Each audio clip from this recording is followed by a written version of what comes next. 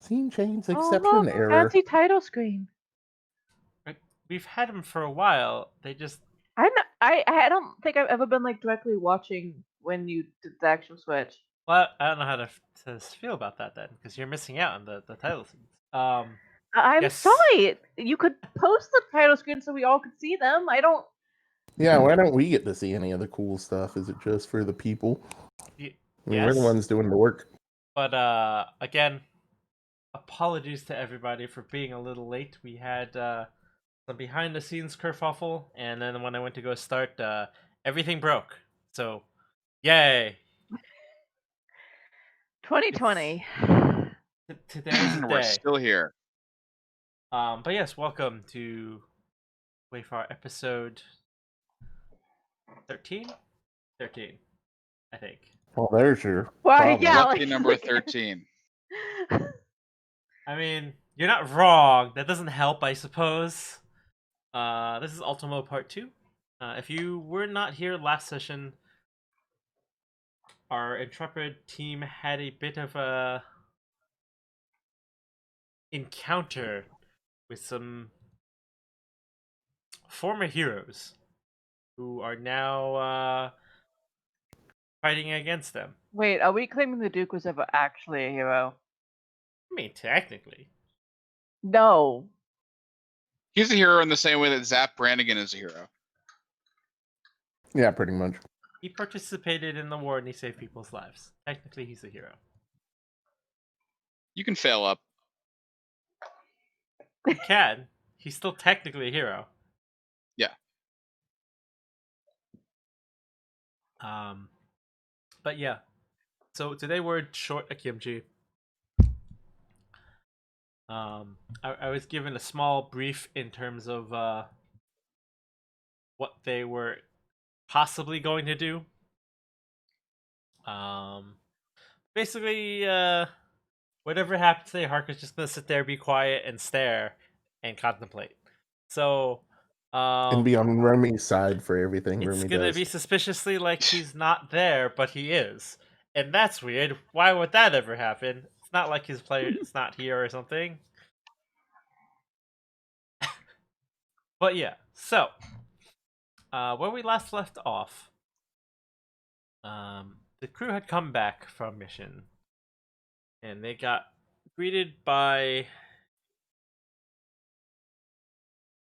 couple of administrative suits. One of them identifying themselves as Justin Barnett, their boss, and he had asked them to come with him into. Technically, you're at Manning's Cross. He has asked you to basically follow him into the hangar, which presumably you do. Like, I'm assuming you have no reason to not listen to your boss. Yes? I mean, Yeah. we have a lot of reasons, but we're gonna follow him. So. Okay.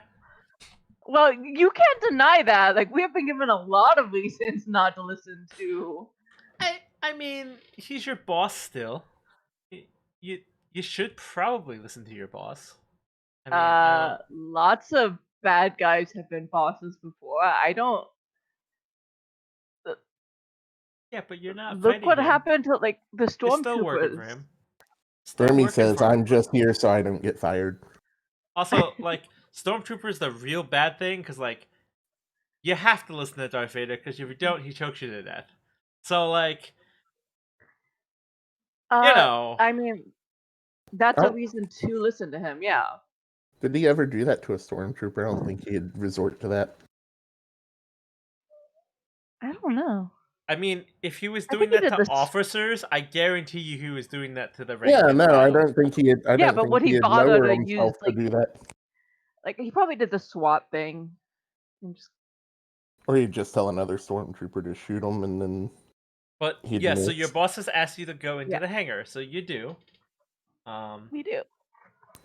You know, the other administrators follow suit, and you know, they step in the hangar, they get out of the mechs. Presumably, you follow them into the building. Yeah. Malicious compliance. What? I mean, What exactly would technically- malicious compliance be in this case? Do you like? I don't know, but Romy's gonna figure it out. get Cat out of can. the- He could just go in the goblin. She Doesn't make a stomps her difference. feet really loud to echo really loudly in the hangar and disturb everybody. Cat could just go in the goblin. I mean, Cat can do that.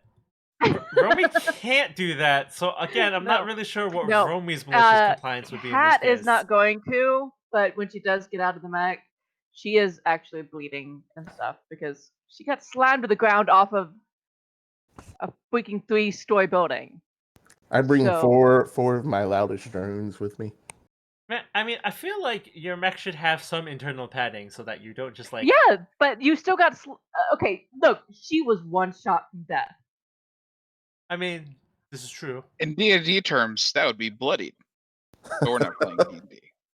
I feel like she at least banged her head or something, so there would be like. There's no way you fall off of the freaking albatross after you've been sniped 7 times.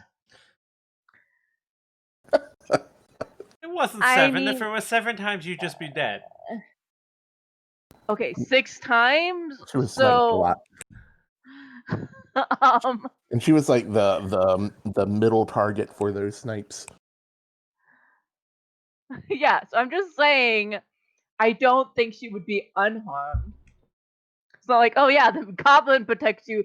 The human-sized suit that is mostly metal protects you so well. Hey, this is the far future. There's all sorts of like Geller fields and things or something. I don't know. Memory foam. I'm surprised Monty didn't respond to the phrase Geller field. Listen, man. I understand that I should be jumping in there with the hot references. What, Michelle Gellar? No. Anyways, so you step out of the goblin. You're a little bloodied and worse for the wear. The others, morally, they're not great, but physically, they're okay, I assume. I don't know. Al's got a Romy killed sheen of that guy. sweat, and that's it. Romy's still got on a high from knocking that guy out. So she's a little disappointed they didn't go for the other guy. I mean, I feel like you're taking a lot of credit there. Hey, she got the Trauma did the majority of the work. Yeah. Yeah. she got the kill blow. I You're feel like, I hit him for 2. I feel like you're taking a lot of credit for what was not you, but okay. She stole the kill. Since Charmer and Harker are not here right now. Oh no! because Remember, the player Harker's is not. agreeing with everything Romy No, said. you can't. You don't get that just because you decided that. Yeah, see, you don't get that decision because you weren't told that, and I wasn't told that, so that's not what's happening. Instead, Harker just Hold on, I'm silently asking right watching. No, Meanwhile- you can't ask right now because she's having a game night. So While Hey, this is medics a game. are attending to the injured member of your party as you step into the briefing area is effectively what you've been yeah, pulled into. she's totally not letting the medics tend to her. She's just not. You're just going to bleed all over everything. Is that your malicious compliance? Just bleeding on everything. She probably snatched a bandage to hold against her head. That's probably it. Romy could rig up a medical drone, like those ones out of Star Wars with the big needles. As much as I feel like she dislikes corporate medics? interests, Yeah. I feel like she trusts you even less. Yeah. Well, I mean, I was going to use the assassin drone so it had good aim. He doesn't know. Okay, He so doesn't know if those anyways, medics have weird drugs in this shit. No. so the two administrators you do not recognize and get the distinct feeling that they are well above your pay grade, kind of, wander off into the briefing area and they kind of do their own thing and leaves you with Barnett. Barnett seems not particularly happy in the sense that, like, you can see visibly that he's unhappy, which is a new thing for you. That is terrifying. Oh no, like, he's not mad at you, like, he's visibly troubled and annoyed at something that, like, Right. No, bothering I him. figured that. It's just like he doesn't normally show that, so that means something is really bad. So he takes you to the console, and he's just sort of like, so that didn't go entirely like anticipated. What was anticipated? We had suspicions where his allegiance lied.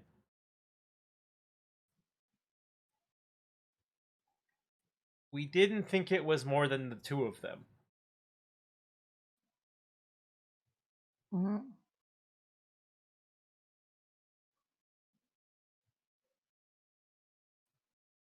Al just looks at him and goes, "So how could you miss that the others are still alive?"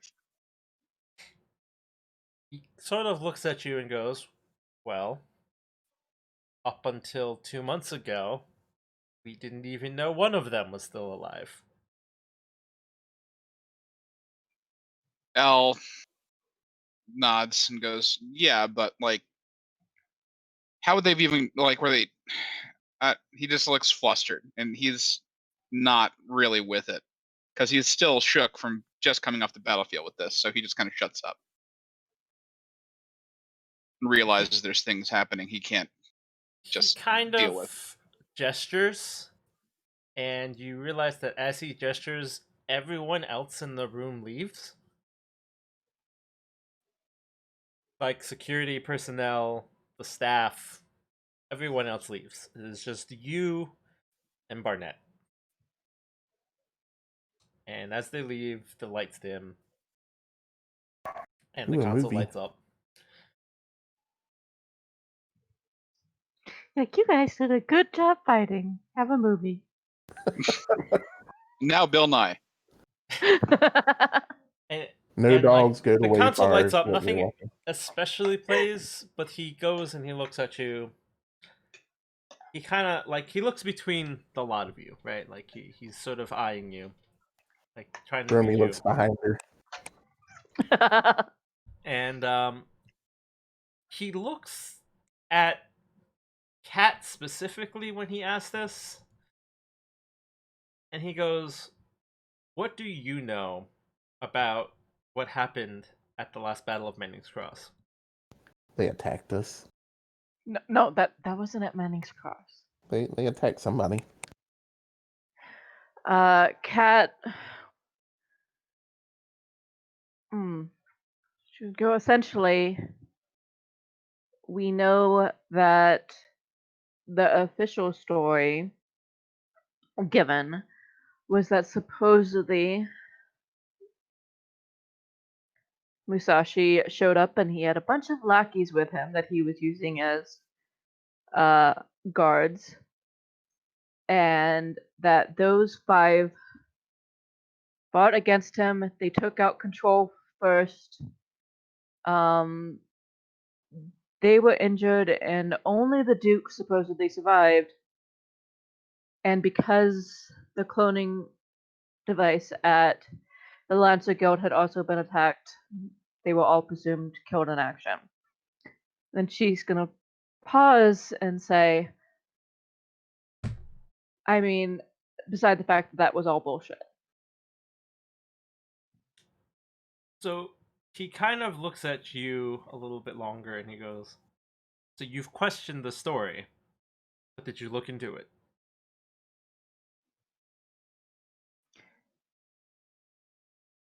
She looks at him and just says, "That is sort of what going to see the Duke in the first place was about. But obviously, we had already run into Deadshot and spoken to Deadshot on a different occasion, so we knew it did not play out that way." He kind of looks at you and goes, "You are correct that the story on record is incorrect. You are wrong on the part that is incorrect."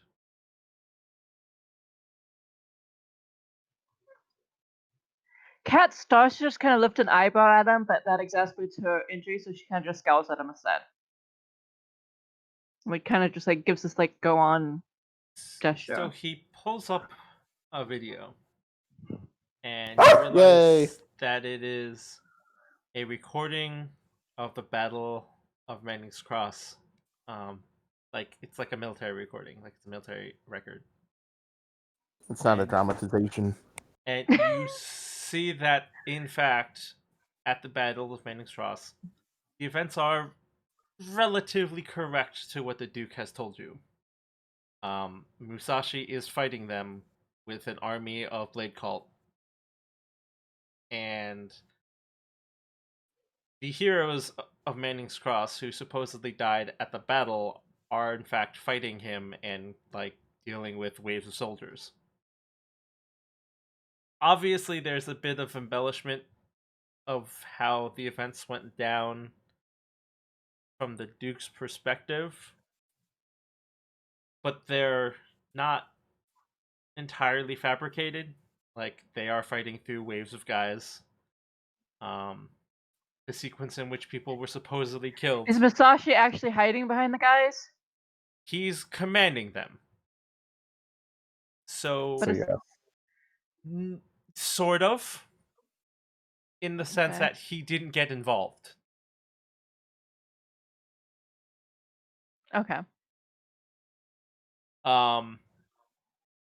Effectively what happened was Musashi didn't get involved. He didn't lift the sword or a gun at all. He just ordered his troops in. And Okay. So it was the more like a raw numbers overwhelmed them.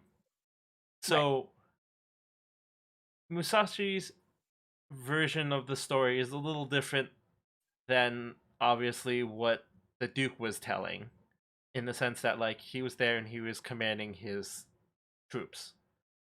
But, you know, from the perspective of someone who's fighting a wall of guys, it does kind of, you know, arguably seem like he's hiding behind a wall of soldiers. Mm. The events play out mostly like how they said. Control was the first to fall. The others fell to the overwhelming numbers. And the last thing on the recording is the Duke, who's the last suit standing, basically makes a suicide run past the troops on Musashi. And as far as the feat is concerned, he does succeed in killing Musashi.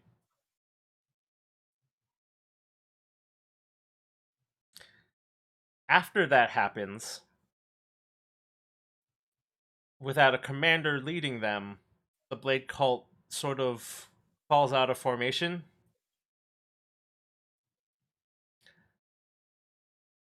The Duke kind of leaves out the part where his suicide run kind of almost killed him, and the only reason that he was alive is that after his suicide run,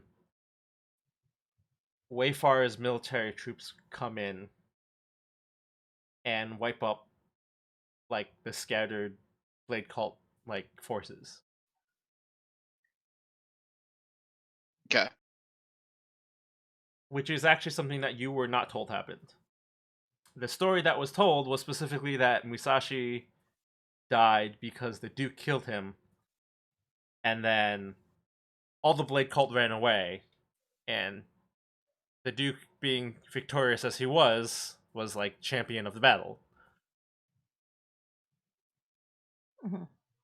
The story that you were told actually was that they did like their own heroic kind of backline assault, and the military wasn't involved whatsoever. Right. Yep. And so the recording comes to an end, and Barnett goes, as I said, his version of the story, not entirely wrong. The problem with the story is what they were doing there in the first place. And he pulls up what is basically a redacted mission file from the Lancers Guild.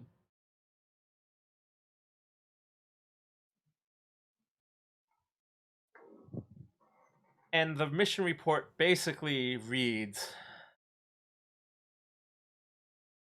that Wayfar didn't want to risk their soldiers on a push because it was going to take too long to get the cloning facilities back online. So they didn't want to waste troops. So instead, they picked a team of Lancer pilots and ordered them in. And their job was basically to either hold the line long enough for them to get the facilities back online, or disperse the force enough that the military could act. They didn't volunteer. They were ordered by the planetary government to give up their lives so that the military wouldn't have to expend troops.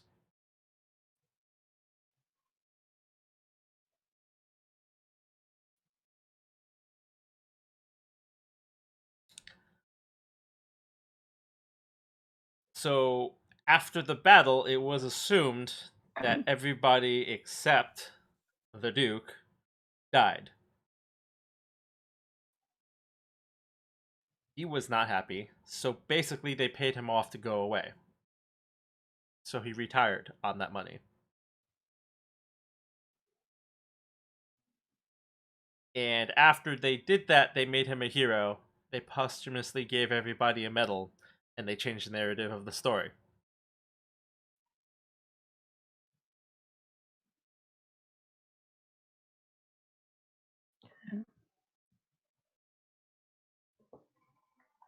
Is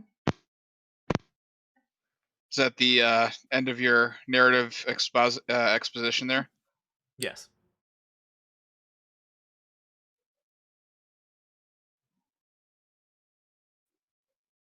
Al just kind of stares at Barnett and goes, so this whole thing, what it, I get that maybe he's pissed and maybe there's like, a revenge, you know, uh, twist to this whole thing, but that doesn't explain how it looks like they were killed, but they're still alive.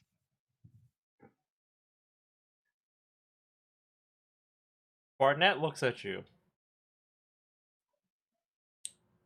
and he has no answer.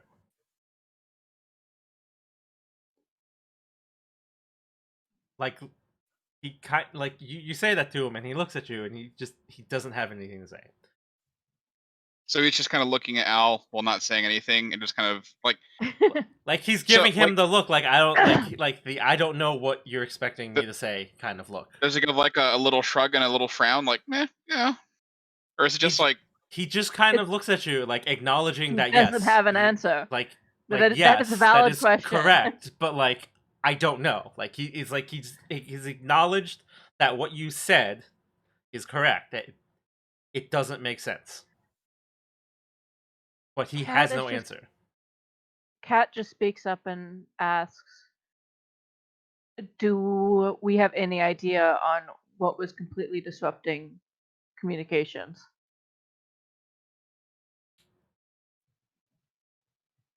He kind of looks at you and goes, to a certain extent, it was expected.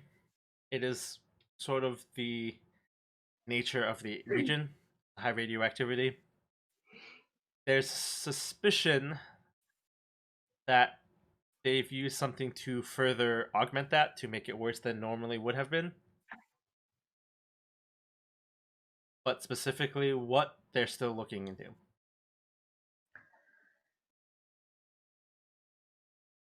She just nods and then says, the reason I ask is because since they couldn't have been sent to a cloning facility that wasn't working in Wayfarer, and we already can tell that they can interfere with radio transmitting, it seems possible that the Blade Cult directly got somehow got hold of them so that they would be cloned onto the Blade Cult's territory. He nods and he goes, that is the most likely scenario. I don't make decisions without adequate evidence to suggest a theory one way or the other. That is the most logical assumption, however.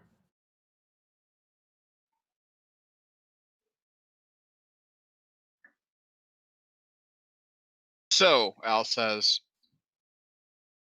then if that did happen, I think the next question is, are they being forced to work for them? Are they under duress? Or is this like totally willful? Although, if they were pissed off enough, I don't see why they wouldn't just go to the other side. Al says, remembering some choice conversations from many episodes ago in his head, not saying anything and looking away. Barnett sort of leans back against the console. He crosses his arms across his chest.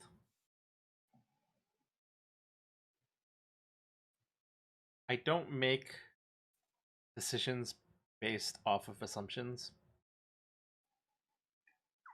That doesn't mean I don't have a theory. That said, I know that if someone sent me to die and then someone else made sure I didn't, I'd be a lot more indebted to the one that made sure I came out of it alive. Al nods.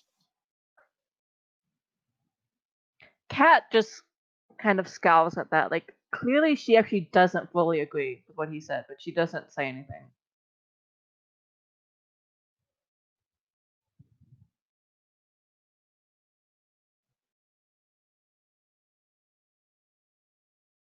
He kind of looks at you with your scowl. And he just sort of goes, I'm not saying it's right, but I'm saying that makes sense. It makes sense, but it is one thing to go after a government, and it is one thing to go after an organization. It is a completely other thing when you are assisting an organization or a cult, essentially, that doesn't care who gets killed on the way.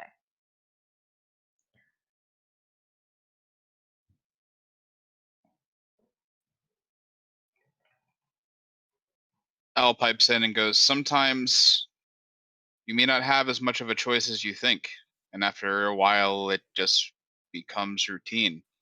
I don't know their motivations, but I've been in a system where you're forced to group up with people or else you're not going to make it very long. And the fact that they came out of something they thought they were going to die to alive maybe made it easier to just go along with it. But who knows?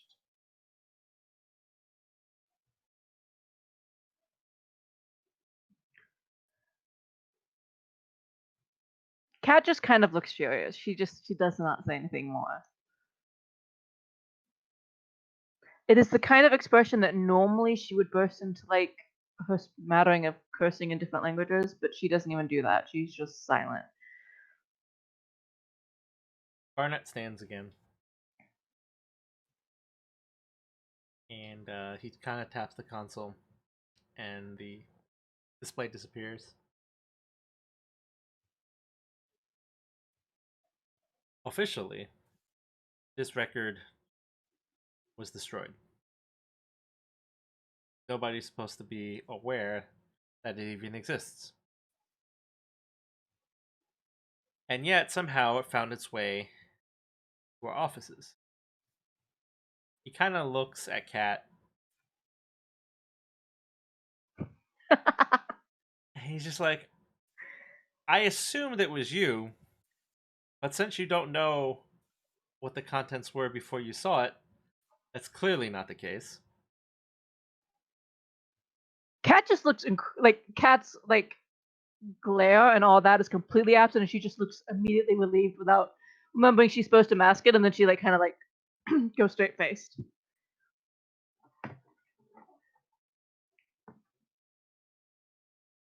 He kind of acknowledges that your expression changes, but doesn't say anything.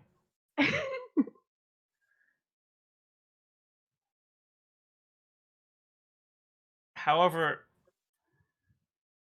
after acknowledging that your expression has improved slightly, his does sour a little bit. And he follows up by kind of gesturing in the direction that the other administrators went. And he goes, normally we wouldn't be that concerned about planetary affairs. It is their business when it is their business. It is our business when it is our business. However, someone made a very specific insistence that you were involved. And it is very unlikely that they weren't somehow involved in the cover-up in the first place. So they've made their business our business.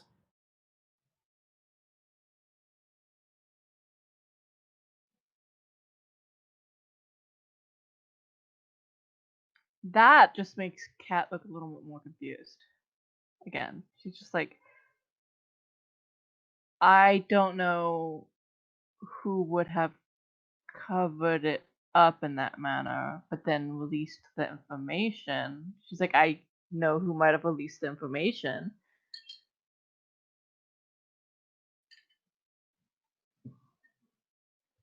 And then she kind of pauses. She's like, I guess it would depend on how much money was involved.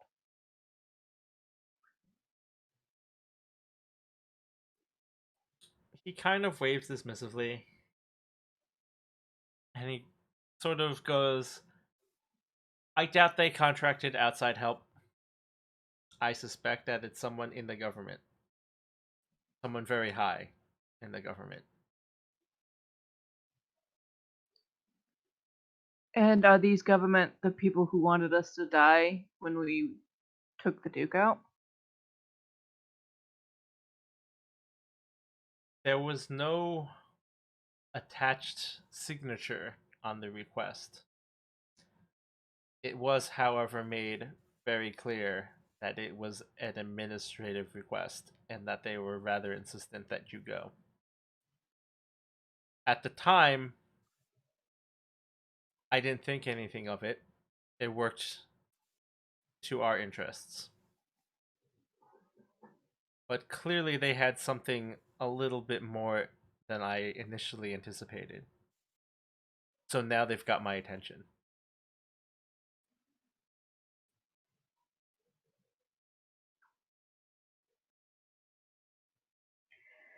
Why us though? Al says.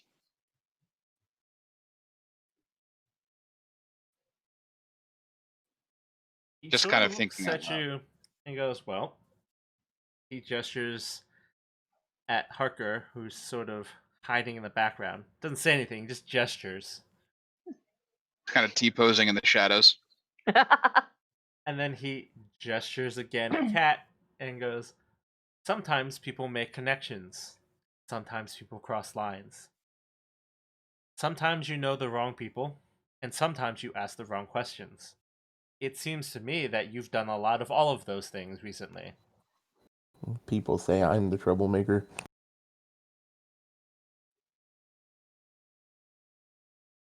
At least Remy only makes small trouble. Kat pauses at that and she's like, wait. I've only ticked off the Union government. I told that guy I would fix the seams that tore in the wrench suit. They're pissing off entire governments. And you tore a suit.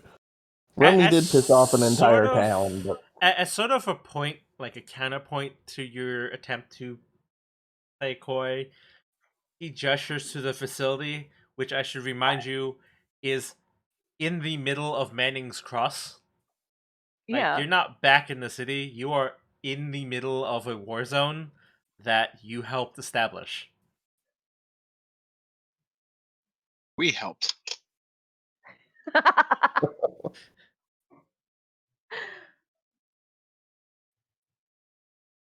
So obviously, just kind of out of character here, just referencing everything that we've done over the past, I mean, guess, now, yeah. couple months in game time, involving this area and all that jazz, right?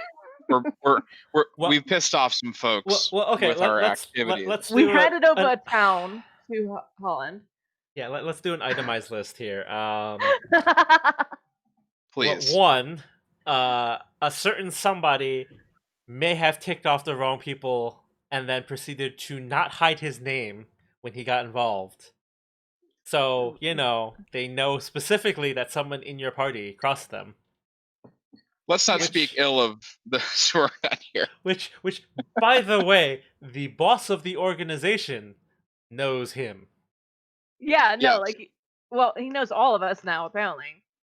Yes, but I'm just saying, like, whatever he found, whether he knew how important it was or not when he leaked it, was important enough that the boss of the organization got a report on it. Right. So, you know, that's step number one. Step number two, you guys had a couple of engagements with them and came out ahead, which in of itself, not the most amazing thing until you realize that you also busted up their smuggling operation that was being used to fund the construction of their bases that again were supposed to be secret. Oops. I mean, we didn't do any of this stuff on purpose. You weren't even here. See? Why am I here then? I was not involved with any of this. You may have uncovered a super secret experimental super weapon, exposed the existence of a person that was supposed to be dead, and conclusively proved that it was them, effectively ruining any element of, like, you know, subterfuge and secrecy that might have been involved with whatever they were planning at the time. That went out the window. Remy was just tagging along. Then you went and told multiple people about it because, you know, you were doing your due diligence to investigate it, and brought it to the head conspirator, apparently.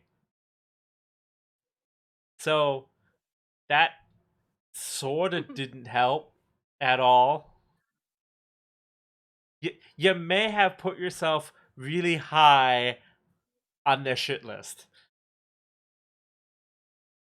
Just a little. So you've been doing a bang-up job is what you've been saying. I mean, yes. But also real good at putting you on the to-kill list. I mean, we always knew we were doing that. I'm just confused. So is the implication here, out of character, is the implication here that someone in Wayfar's government is aligned to the Blade Call? because that seems to be what this. Because like you're listing why the Blade Cult wants us dead, but we just found it was someone in the freaking Wayfar government that signed the thing. Yes, so Barnett's implication is that if it was just a government conspiracy, he wouldn't have cared. Because, those happen all the time. The governments want to clean Right. up their dirty work. Like, that's literally what Musashi is. He's literally the the result of the Union government messing something up and then, like, blacklisting a guy, and it got way out of hand because they let him go. Like, Barnett's basic implication is just like, if it was just a conspiracy, if it was just them trying to hide them doing dirty, he doesn't care. Like, he acknowledges that, like, they do dirty stuff, government does dirty stuff. As long as you just hide your dirty laundry, no one is bothered. Fine, whatever. His problem is that it wasn't just that they hid that they, like, fucked up. It's that someone clearly knew something else happened, because if they were just trying to hush you guys up, they might have paid you off. They might have done any number of things. Instead, they complied with what was told to you as a request specifically from the Duke that you had to come along, and that someone high up in the government basically issued a mandate that made sure that happened. So someone high up in the government wasn't just trying to hide their dirty laundry. They're actively involved in something beyond that. Right. So they're actively involved in somehow a deal with the Blade Cult. Yeah. Okay. That's what I thought was being said. And I just wanted to make sure that I hadn't misheard, or read between the wrong lines on that one. No, Barnett is absolutely saying that, like, if it was just another conspiracy, no harm, no foul, don't care. Like, he understands. But it was rather specifically targeted, and someone knows way more than they're letting on. So this is the point where you tell us we're going into witness protection and we're going to get nice little cushy lives set up for us. We're just going to go live on the resort island. Yeah, we're familiar with that already. More like Swamp Island, I'm sure. But anyways. Doesn't a day go by that I don't think about that Swamp Island. I mean, so, sure.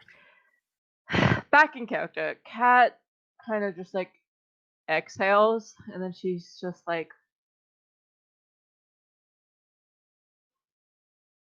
so essentially, we know there are people in the Wayfair government that is siding with the Blade Cult, which makes this whole tenuous alliance thing a lot more tenuous.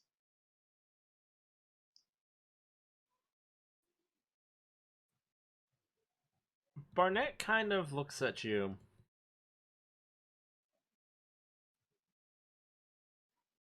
He sort of goes and, like, ponders for a moment. And you can see him thinking about, like, both what he's thinking and what you've sort of implied. And he goes, well, if it went all the way to the top, that would be the end of our contract. Not worth the effort. However, I don't think it does. Which means, thankfully for you, that you have my backing. Because administration agrees that this is a thread worth pulling. At the very least, it pulls us favor with our plans.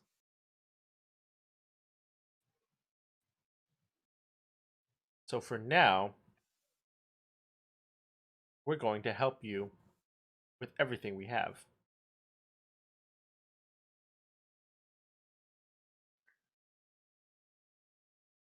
Kat looks at him.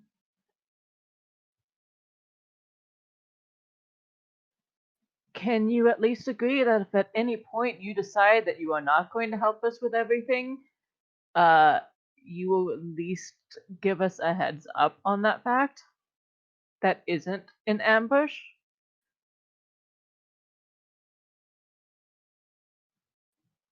Barnett kind of chuckles slightly.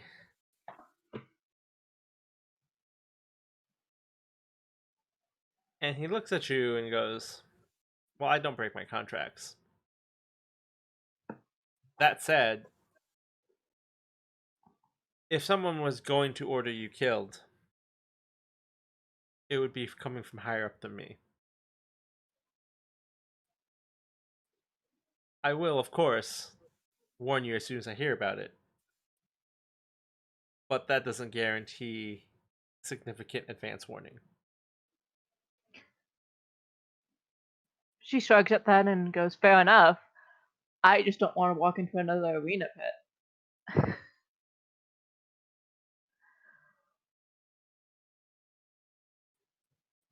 Then she pauses and goes, at least not without intending to.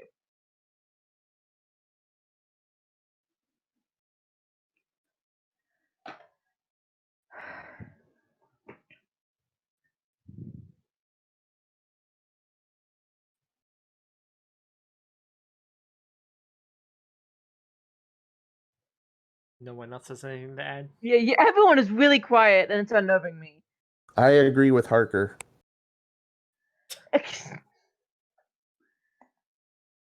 Harker is busy spying on everything else going on in the facility. Harker is busy.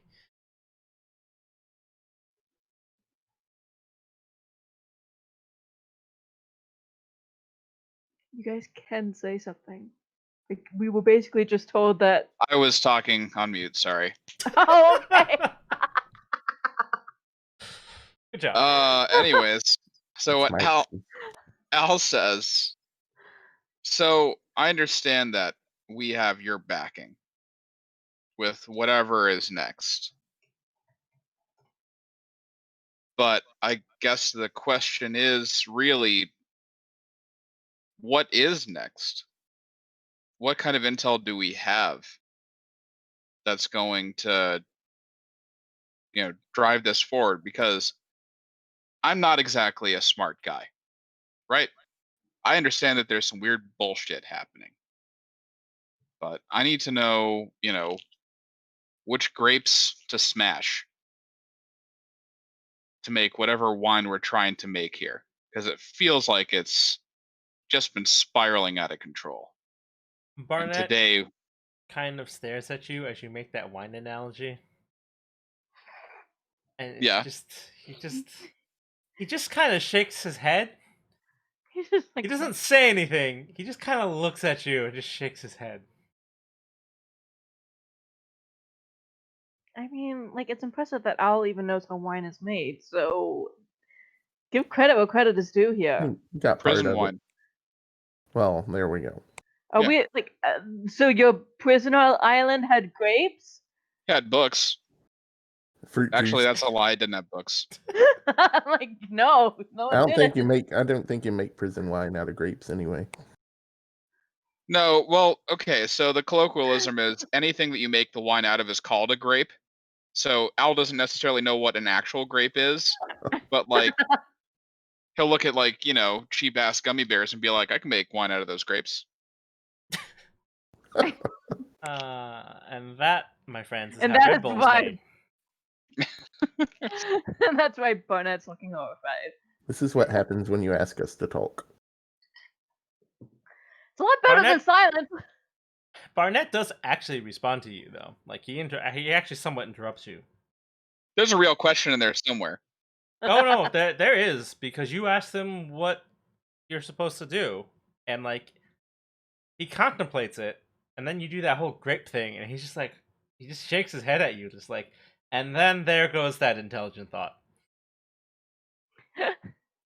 And he So I'm just sort guessing- of interrupts you and goes, well, Like, I admire the fact that you are acknowledging that you're not intelligent and you're trying to think ahead. But then you mentioned the grapes, and you really aren't intelligent. he sort of interrupts you and goes, well, I suppose that is dependent on how partial you are to being bait. Al immediately says, "Fuck you," and that's probably the honestly really the first time that he's actually seemed actually angry. He's seemed kind of annoyed before, but he's not approaching. He's not physically going nearer to Barnett. He just immediately responds with "fuck you," and just stares him right in the eyes. Kat looks a bit surprised at that, and then she sort of just glances at Al and then Barnett, and she's like, do you mean bait in a well-set trap, or bait just sent out to... Dangling from a hook. Yeah. Barnett again gestures behind him, and you get the implication that this suggestion comes from higher up the chain of command. He doesn't say it, but the gesture is enough to warrant it. And he starts following up by going,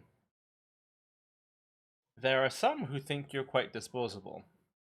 And in their mind, the easiest way to figure out who's pulling the string is to put out something to catch them. Since they're so insistent on trying to kill you, you would be the easiest thing to pull them out into the open. Wouldn't you agree?" Al gestures over to Harker and just goes, "Why all of us?" Kat kind of cuts it off and goes, "Actually, no, that's stupid." What, his idea or my idea? His idea. He actually Al nods looks at yep. and goes, "I did ask if you were interested in being bait. I didn't say it was a good idea."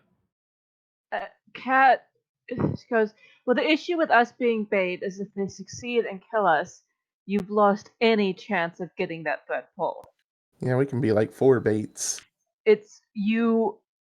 If they actually succeed in killing us without a good plan, then that's business done and everything is back in the shadows, and risking it all on one chance to get the information is just plain stupid." Barnett nods to this again, and he goes, "Yes, there's not a whole lot of subtlety in throwing your bait immediately to the bear." Al looks confused. Yeah, speaking grapes, not bait. You're losing us. He doesn't have a very high AC in bear lore. Yeah, I mean, we barely even know what bears are at this point. Kat essentially looks over at Al and goes, "What he's saying is that it's like throwing a bunch of ore out into the middle of the desert, and then when it disappears, trying to figure out which sandworm took it." Al thinks for half a second and then nods and gives her a thumbs up and then looks back at Barnett.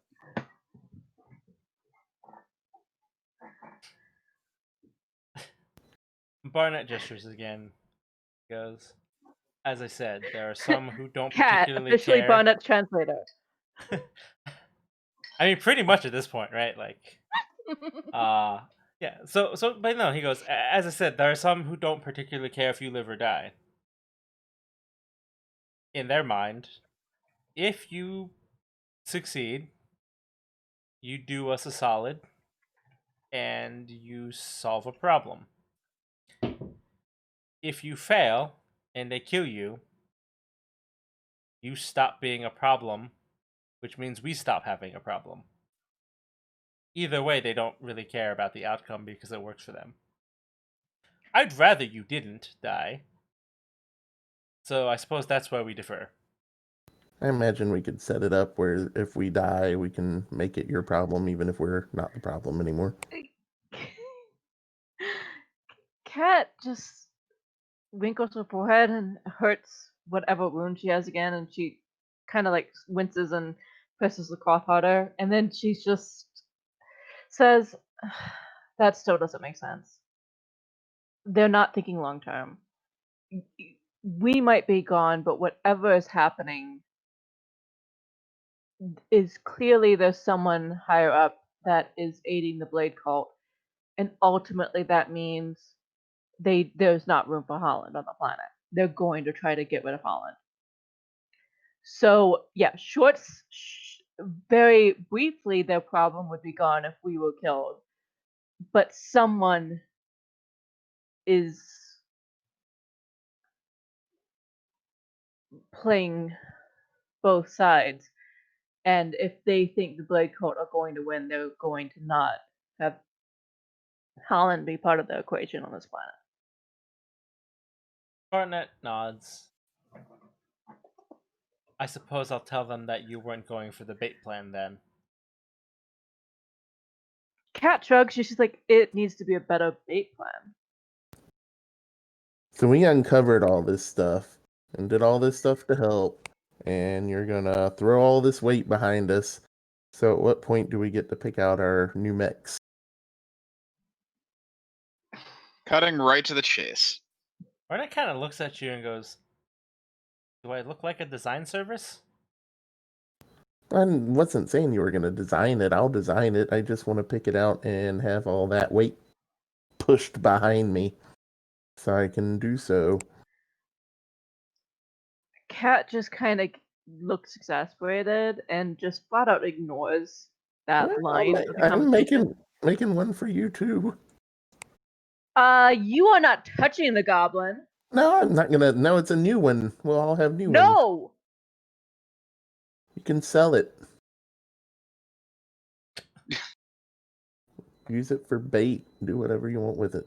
I'm sorry. We can use Wilmy for bait. She could just be tossed out there.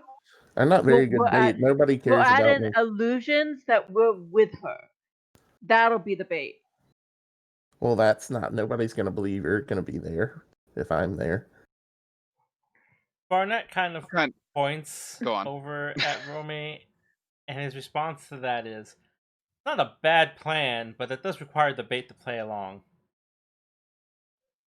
I mean, throw some of that weight at me and I'll go sit out there in a trap. At that point, why don't we just project everybody? I don't understand now. I'm confused. Kat just keeps a straight expression and goes, the technology works better if there's at least one real entity at present. I need to roll for suspicion on that one. She's not actually lying. I mean, That- she's not wrong, because if they were all holograms, then you would just read holograms. If you Yeah, don't read at least the one signature, you're just gonna be like, well, that's just a bunch of pictures. We'll just send a worm or something out there with them. Fucking Listen. cardboard cutouts. I'm gonna make the really terrible Deep Space Nine reference with the recording. Of course it's fake, but if you blow it up and blame it on somebody else, it doesn't seem as fake anymore. I guess that tracks. But still, yeah, new mechs would be nice. Well, that's not what's being discussed right now, sir. Well, I was told to get in on this conversation, and that's kind of why Romy is still here waiting. I was for... told there would be cake and pie. The cake is a lie. Romy's just waiting to see where the reward comes in, so she can do the opening chest and the horns. And Kat just looks exasperated, and she looks back at Barnett, just completely ignoring Romy, and says, it's not a bad idea to make it at least look like we're bait, but we would need a better actual plan to survive it, because us dying there is obviously not ideal to us, and it doesn't actually solve many problems unless one got really fortunate and was able to root back. But if they just sent Deadshot out there again to kill us, then all you have is information that you already have. Barnett shrugs slightly. And he kind of... I mean, he's already standing, but he sort of, like, gets up, as it were, to move. And he sort of sighs a little bit. And he sort of walks toward the console, and he starts talking. And he... what he says is actually kind of insulting to you a little bit. He goes, I was sort of hoping that you would accept the bait plan. I know it was a bad plan, but I was hoping I would get the opportunity to make it work. How would you make it work? Al says. That sounded like something you planned to do on the fly. He kind of waves his hand and goes, no. It's very clear that the one person who speaks the most has decided that she doesn't like the plan. Which also means that I know she's not going to go along with the plan. She gives him this like indignant look. She's like, I did not say that it was an absolute no. I said that it needed to be a better bait plan, not just like what I know they are planning of like, why don't we just throw them out and see if something like flickers in the distance and lets us know somehow magically who is actually the one behind everything. Can we like call us like VIP targets or something instead of bait? No, we're bait. Barnett just sort of taps the screen. See the display change again.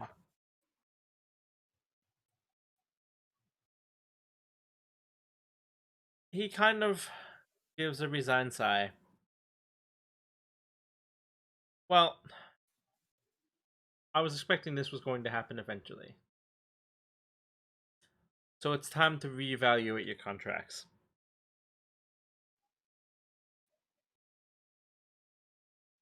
Al visibly tenses. And then like Wilmy has no reason to be tense. You just signed that like last week. Yeah, I mean,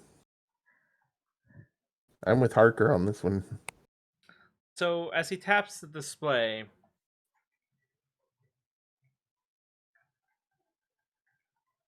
he continues talking. I don't disagree that the idea of making you more appealing to them, make them act, has a certain degree of usefulness. Their plan was just to send you on missions till you died. Or someone, showed themselves. I'm not entirely sure what their actual plan was. That seemed to be All, their indication. It all these sounded plans terrible. tend to have like one thing in common. I'm noting a trend in all these plans. Until you died.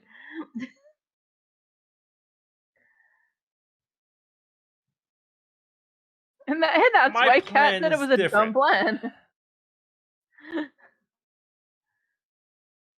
I'd like you to be a bigger threat to them.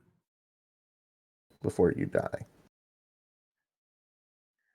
Size 4? That's me saying it out of character. Al's, he's not smart, but no. I could envision Al just going like, I don't think the albatross can be bigger. I might have issues at that point. He's Doing working tricks in at his the head. console as he speaks, and you guys ponder over what he's saying and the occasional peanut gallery comment that seems to invariably come while you're talking to Barnett, to the point that he seems to have gotten used to it. Or he's ignoring you. You're not sure if he just got used to it or if he got good at tuning you out. I One mean- of those two things happened. That's Kat's philosophy with this group. I don't see a problem. It's either I'm used to it or I'm ignoring you. I rescind my offer for my assassin drone medical tune-up. Yeah, because if that thing had ever come near her, she was going to crash it. So as Barnett's speaking, he like works on the console, and he goes, "You joined as freelance mercenaries for a short duration. I'm sure you're aware that your contract was poorly negotiated. Everyone Al looks at Al. coughs, looks away. Cat I'd just like goes, to "Yeah, I offer can't imagine you. why that happened." I'd like to offer you a more permanent position." Until you die. It's like a gravestone. Are you getting us grave plots? I don't. Cat doesn't say that. Now that we've decided you're gonna die, we're gonna take you on permanently. As he Chris. says this, you see the display change, and you see what is very clearly a ship come up onto view. Ooh, are we getting one of those? I'd like to offer you a command position. We're gonna get a ship. Cat just, without even thinking, says, "You're going to put Wilmy in charge of something?" We're in a No. ship. We're gonna get it. Shh, we're in a ship. You're gonna put me in charge of something? Says Al. He turns and he looks at Cat and says, "No, I'm putting you in charge of something." Dibs on engineering. Cat just kind of like just stares. She doesn't even like seem to know what to say. She's like, He raises a hand a moment and goes, "You wouldn't be in charge of the ship. You would have a commander whose job is specifically in charge of the ship. You would be on board and telling them what to do, but the ship operations would still be their purview." So we can tell them to like take us to that resort island, and "No, he'd listen. n- not we. You seem to miss that terminology there." Well, I've been practicing my impression of Cat, and Oh, that's not something that she would have said out loud.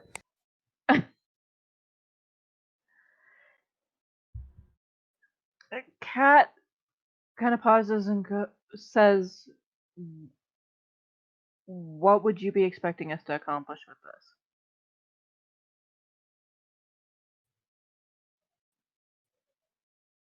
The problem with the Blade Cult isn't that they're on the planet. We can deal with threats on the planet. We have more troops. We have better firepower. We're better trained. And I suppose the government can get involved too. The issue is we can stop them. We can destroy their equipment. We can do that as much as we want. But as long as they continue to get resupplied, it won't matter. I want you to cut off their reinforcements. I want you to cut off their supplies. I want you to go out, find their supply lines, and terminate them.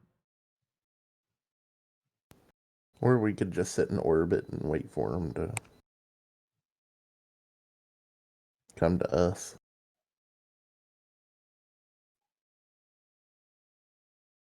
No, because then if they're more proactive, they destroy our supply lines. Wait, are we gonna live on this ship? I just moved my stuff. Are you actually asking him that?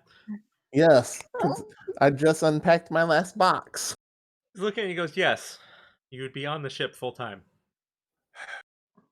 Well, seeing as how I'm the only one with space knowledge. Cat immediately goes, "You're not bringing in the drums."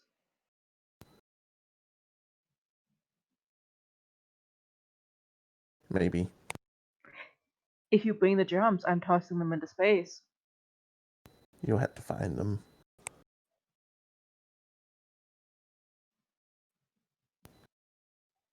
Cat just like gives Naomi Harker this likes the drums too, though. incredulous look of Harker. like, did you really just say to a hacker that she would have to find where you were hiding something on a ship?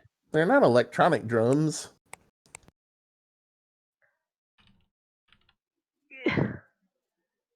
They're also not invisible. Well, yeah.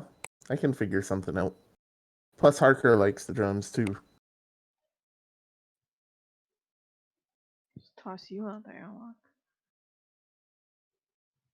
Wouldn't be the first time. Cat kind of like now like slowly kind of looks over at Al to try to see what he thinks of all this. So Al is kind of just looking off to the side. Obviously, he's not thrilled with the possibility of space travel. You can kind of see it on his face. And he's not thrilled with helping out Holland much more than usual, but he also knows that the Blade Cult is not a great organization and there's a chance to do real good. So he's having a moral fight in his head right now.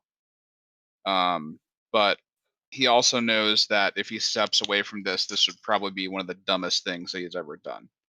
Because he doesn't want to go back to, scrounging, and, bartering and trying to find freelance work. So Al looks over at Kat after some contemplation and gives her a small smile, like, maybe this could work out for all of us. We could actually do something with it.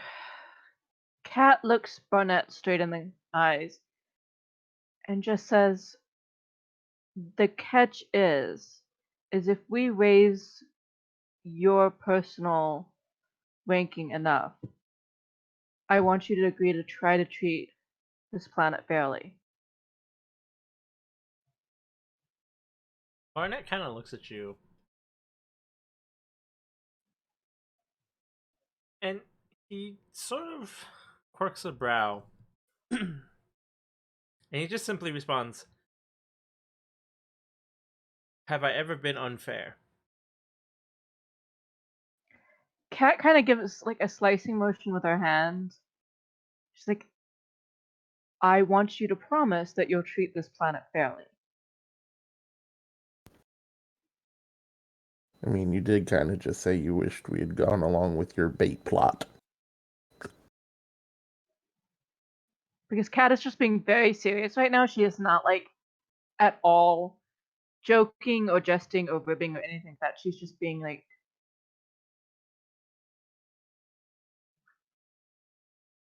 dead straight. He looks he looks at Cat. And his response is, "Were I to administrate this planet, the success of this planet is tied to my success."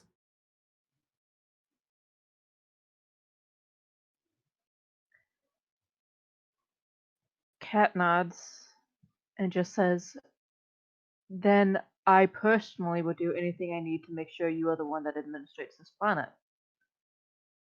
Al steps in at this point and says, "Now, that's a very tricky wording. You say you want the planet to do well, but what about the people on this planet? Because a planet can look great from light years away. What about the day-to-day of everybody else who lives here?"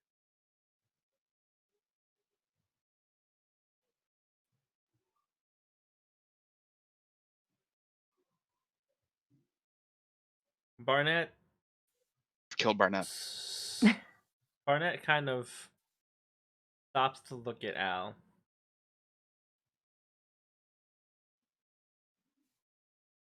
and kind of quirks a brow at this particular statement. Definitely not expected from Al, of all people. Al knows what it's like for,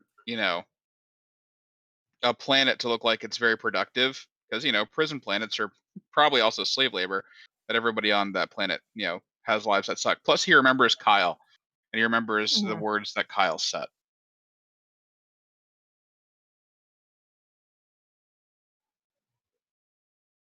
End of statement. Barnett kind of looks you in the eye, and he goes, "It would be unrealistic to believe that Wayfar, in any reasonable period of time, will completely change the conditions of this planet. The economic disparity will not go away no matter who takes over the planet, no matter how altruistic or how despotic, because fundamentally the people will do what they will do. That said, Al looks at him and sorry, go on. That's me saying it, not Al. that said, it is not in anyone's benefit to have anybody not working on this planet. Say what you will, but I assure you that anyone who works gets fair compensation for the work that they do, and there's no reason for people on this planet to not be working. If you're concerned that I'm going to enslave the population, then you don't have to worry about that. They will be paid. They will be paid fairly. They will all have to work. But we all have to work.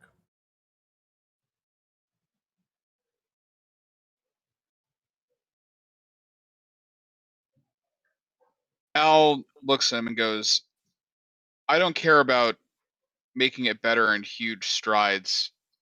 I know what it's like to have to, figure out your next move day to day. I just don't want things becoming any worse than they already are.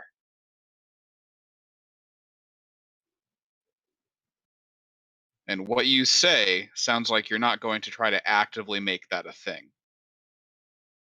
But the second that it seems like that's going to change, if that perceives to be the way things are going, and there's no way to prove that it isn't, I'm out.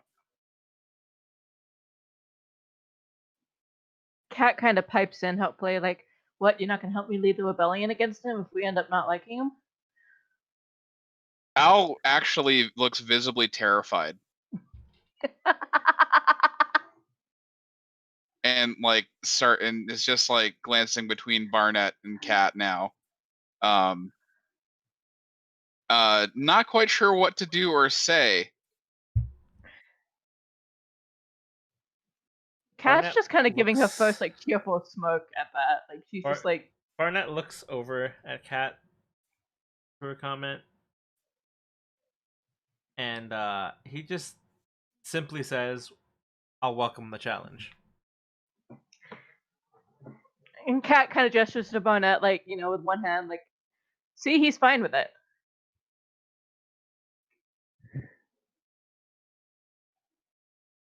Al lets out just goes, just kind of chuckles softly and just goes, all right, fine. These are the people you work with now.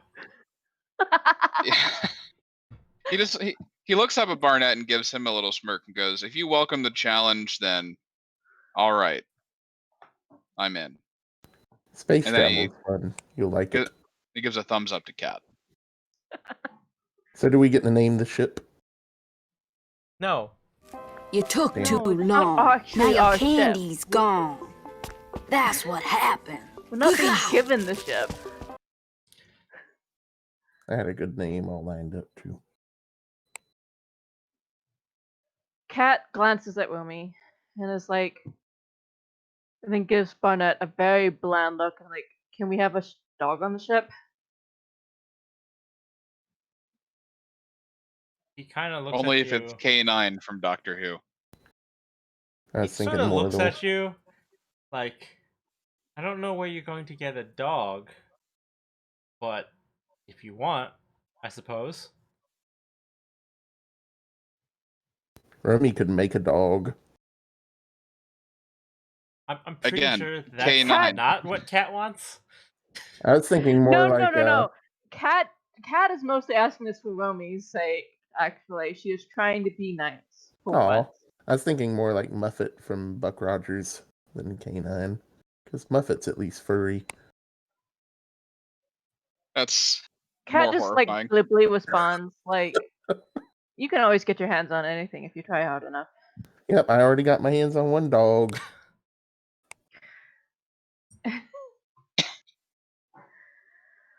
Can we have a Twinkie from Buck Rogers if we can't have a...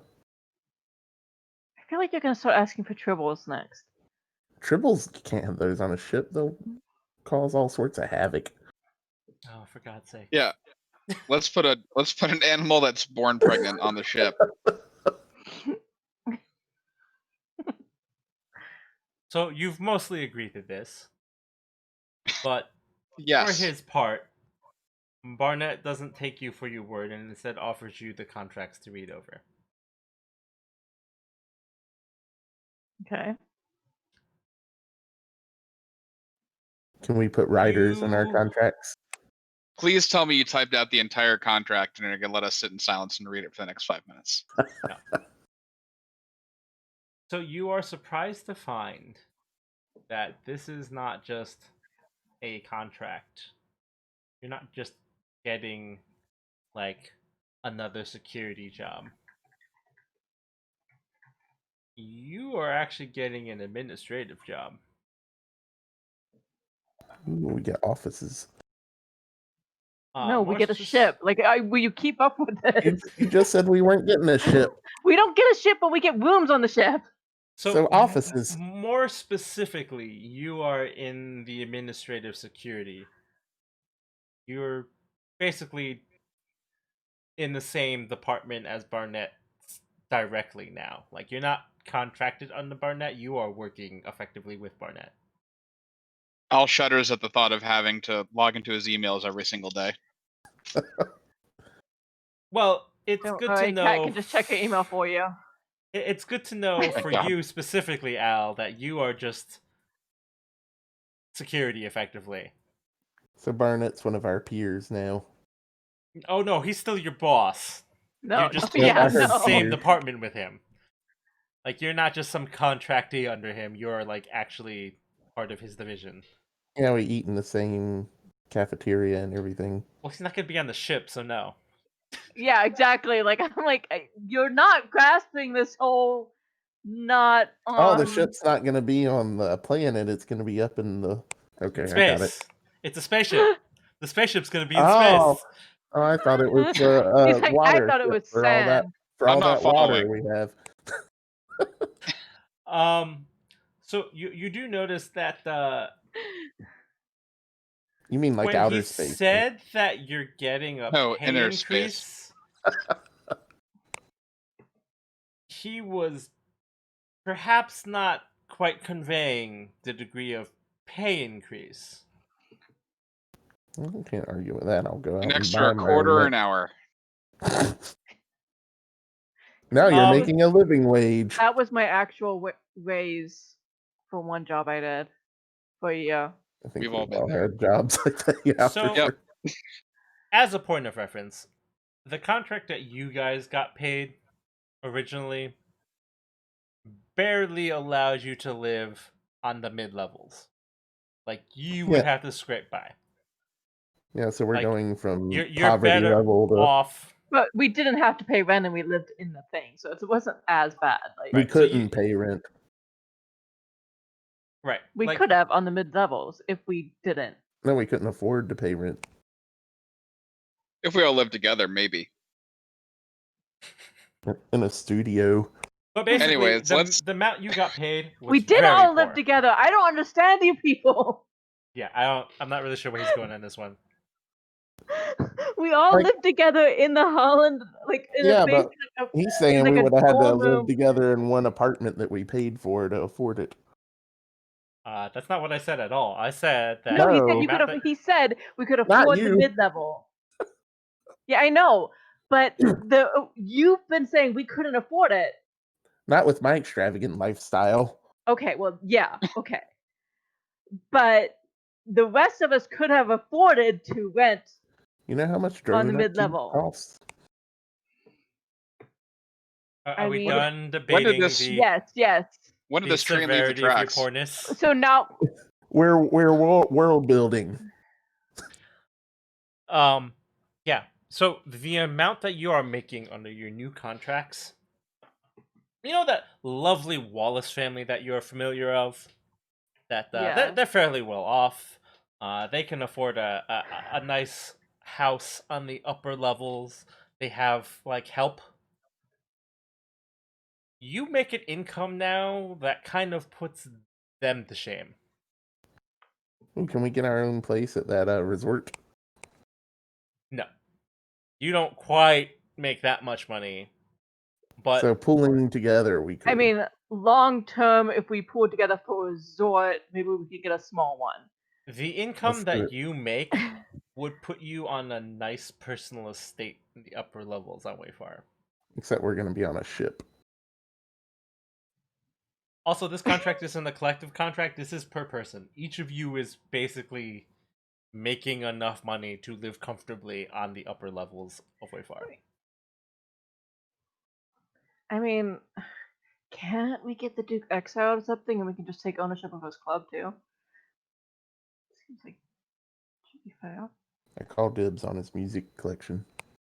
Or you can. I was just gonna make money off the club, but I mean, if That's you kind want of his a music, weird I place for a guess. club.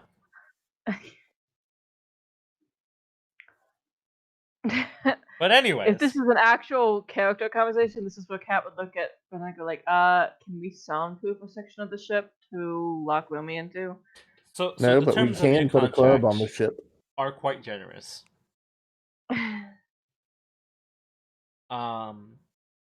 You guys are What's being the length of the tasked- term of the contract, or is it just like until? Death. Yeah. I assume until firing.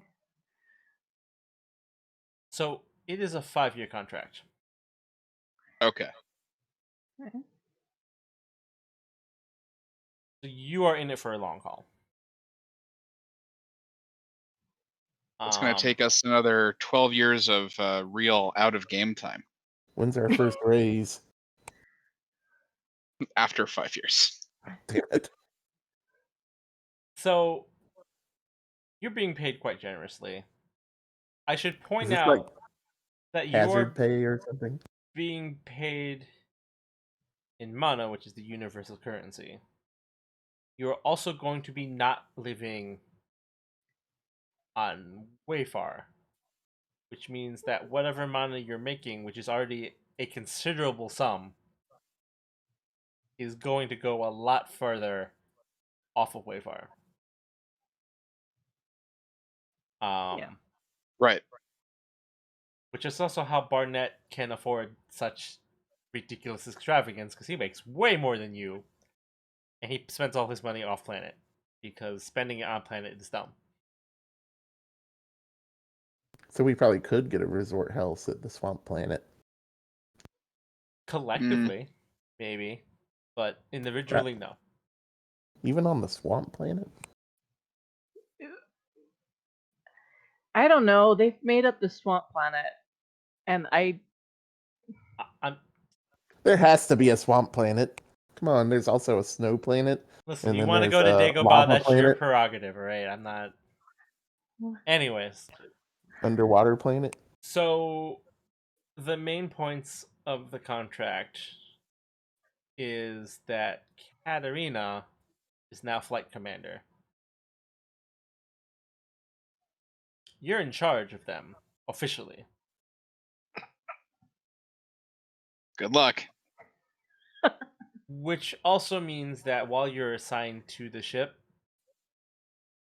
you're in charge of operations related to like their task assignments. Like the captain of the ship still has autonomy in like choosing to ignore your orders, right? But in Mhm. terms of like issuing orders, your orders are as good as Barnett's. It's not your ship, but you basically tell them what to do. Is Right. our captain straight laced, or are they like You have no idea. We You haven't haven't met been them yet. assigned a ship yet. These are just simply how that contract works. Like this is how this will play out if you choose to sign this contract or not.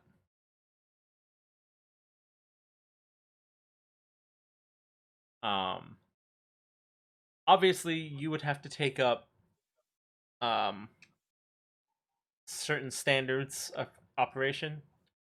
So that also means that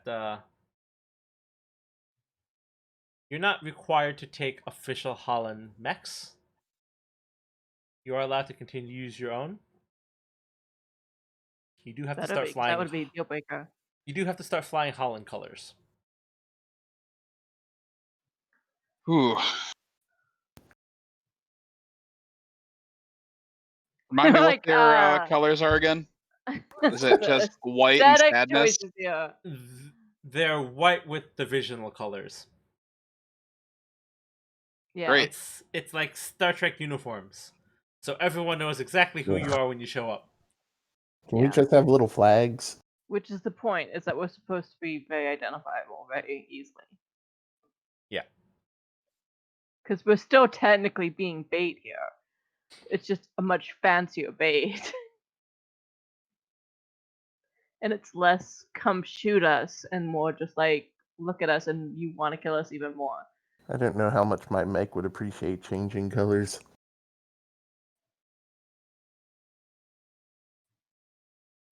Suddenly Cat's mech, when we change colors, it just changes the colors back. Yes, As we like, don't really like have any say. the AI mech is just like, no, what the fuck are you thinking? Like, look, we have Meanwhile, kept repainting this. Archer's mech is always invisible, so it doesn't matter.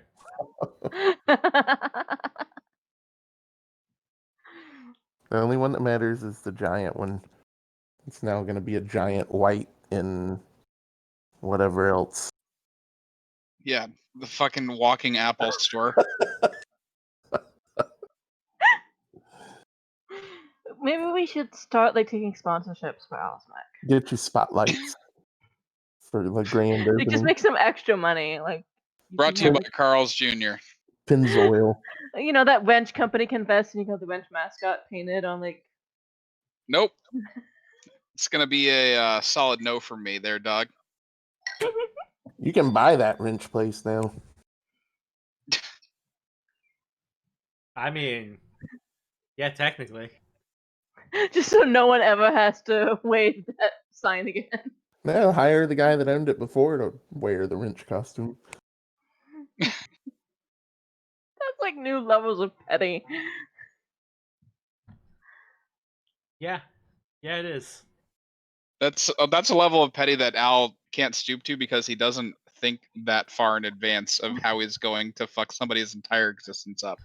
Pretty sure Romy has like a +8 in petty. Petty thievery. Oh, Oh. So she's not been that good at thievery so far, so. So yeah, this is your contract. He's sort of left it up to you to decide if you want to sign it or not. And he's given you basically time to think about it. Like he's not expecting you to sign it right away. Should we investigate to see if there's anything weird in the fine print? Kat looks up at Ronette and just asks, when did you guys receive that file?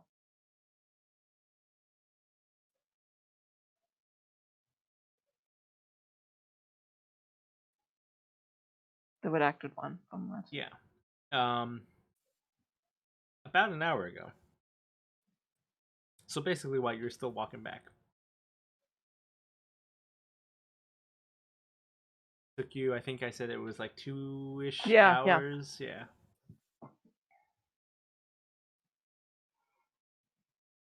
Cat just kind of looks amused at that. And I'm just like, okay. And that's what she says.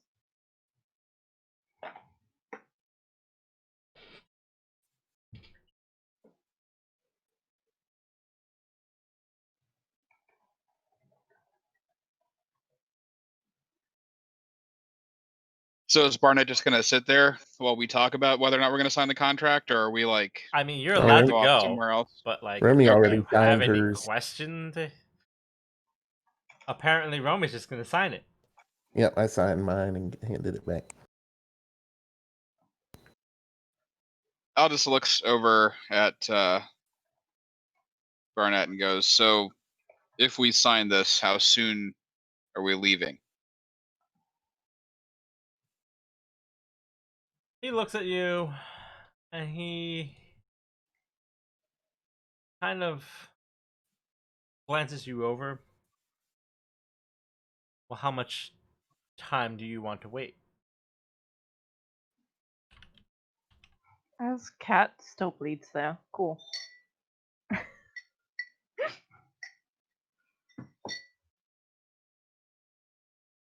I mean, Al, sorry, go on. we'll be coming back to the planet every now and then, I imagine. I would hope. Possibly. that's what you Actually, wish. that is a question. Yeah, like, so if we do wish we could come back to the planet between You are things. in charge. Hmm. Obviously, when there's a mission, you have to do it. But beyond that, it's your ship.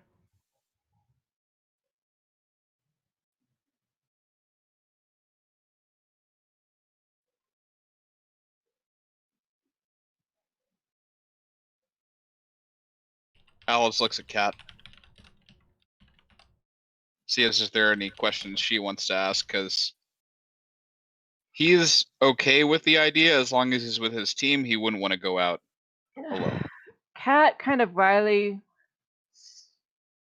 is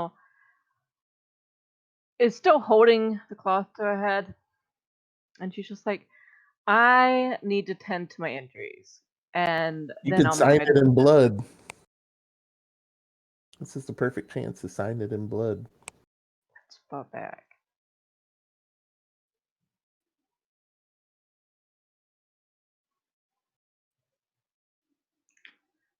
So she's obviously somewhat joking, but she's just like, so I'm gonna sign it after I make sure I don't have a concussion that is moderating my reasoning ability.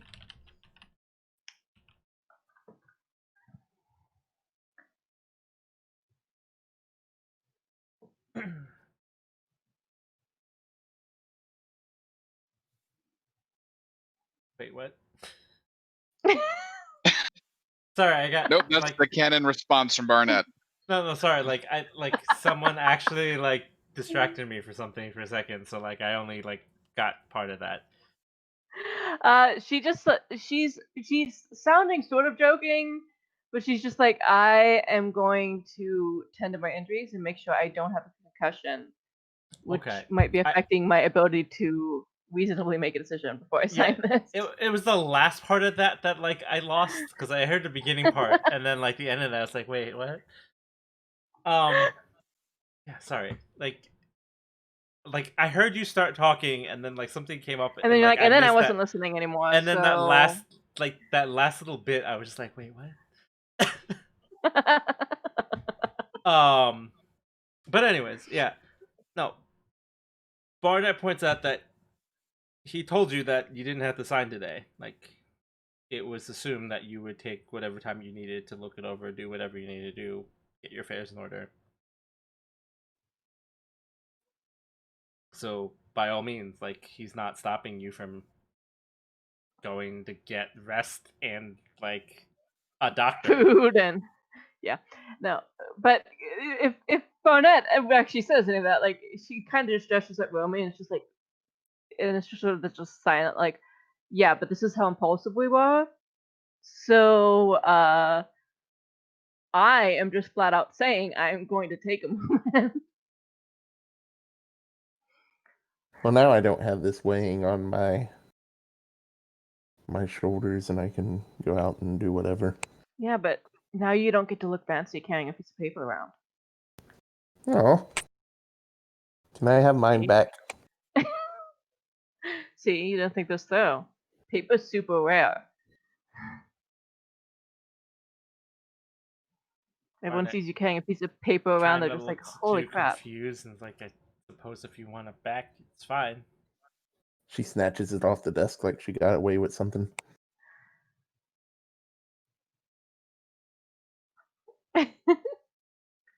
Cat just keeps Oh fun god. at this look, and she's like, yeah, she's very easily manipulated. Hey, wait a minute. She says that, no, she says it quiet enough that, like, Nope, I'm putting it back on the desk. No, I'm not. I'm taking it back. no, you can put it back on the desk. No, I'm taking it back. I just noticed there's a So- little seal on it, and I want people to see my little seal.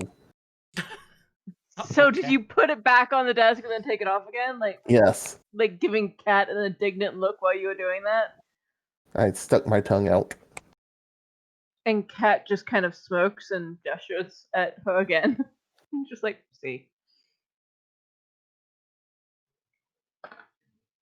So, anyways, Cat's already proving she knows the team.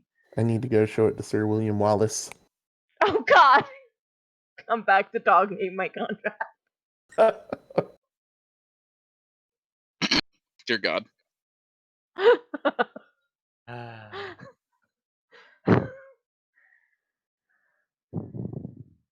Like trying to herd cats, eh? something like that. Yeah, but now he's forced this on actual Cat too.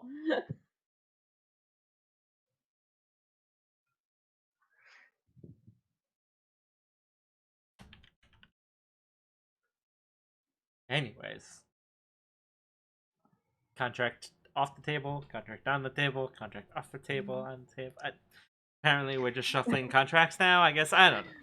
Well, I mean, Wilmie's shuffling hers. She's like juggling her contract. Figuratively, the contract is still on the table. And let's table this discussion until later. I mean, is it literally on the table? It might be. No, she saw that. She saw that gleaming seal on the second put down and decided she'd carry it a bit. Seal out. But anyways, since I Cat mean, would like no, to Cat- go get healed and not be dying and bleeding and hungry and tired, I mean, tired is just her state of existence, but yeah. I mean, fair. I mean, she's a hacker, so. Does sleep happen? In principle. It's like in between So, attempts actually, to get into something. what is Al doing? Because I don't think we covered that. Not really. So Al has not yet signed the contract. Right, which is fine. Al is more concerned with the well-being of Cat at this point. Given their, whole dynamic. Sure. So, Because Al's the one she fell off of. well, yeah, but also, you're my Huckleberry, so there's that. So Al goes, I will also take some time just to discuss it over, because I want to make sure that we're all on the same page with this. And how many pages is this contract? It's pretty long. I'm on page Because, 6. It's an actual full contract. Yeah. With, like, everything that entails. I still say we should roll to investigate and see if there's any shenanigans in it. I mean, if you want.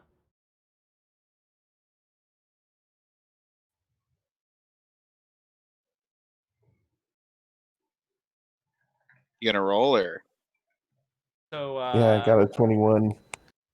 So you dig through it, and you become very aware that you're not a lawyer. But I put in 2 accuracy for my lawyerness by mistake. Yeah. Yeah. So again, you dig a whole lot through it, and you realize, man, you're not a lawyer. For my downtime action, I'm visiting a lawyer. They did it in the Adventure Zone. I can do it here. But with that said, you dig through the contract, and as far as you can tell, it is on the up and They're up. all words. Oh, okay, good. Yeah, I know some of these words. That is a word. It's followed by another one. Oh, look, that's a sentence. There's a paragraph in here. Shit's wild. There's Even this some thing. numbers. It's called a subsection, and I found a typo. You can't just have subsections on the second page. amazing Gotta tease us. subsections. They misspelled my name on the 4th page. No, they're just trying to write Harker. You're looking at Harker's contract. Put it down. Oh, I signed Harker's contract. Crap. I'm just trying to guess Harker's real name.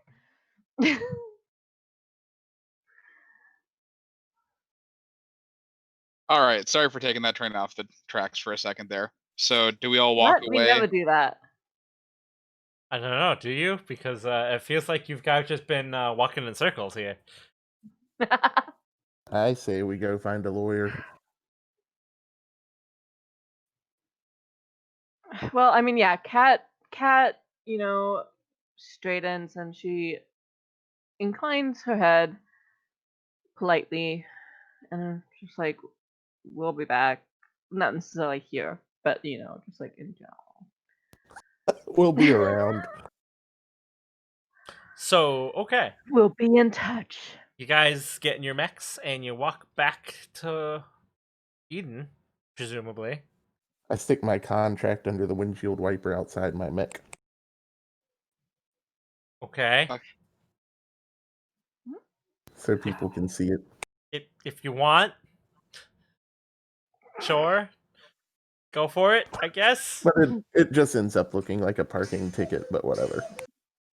They don't have. I agree, Clock. That is a very cuckoo idea.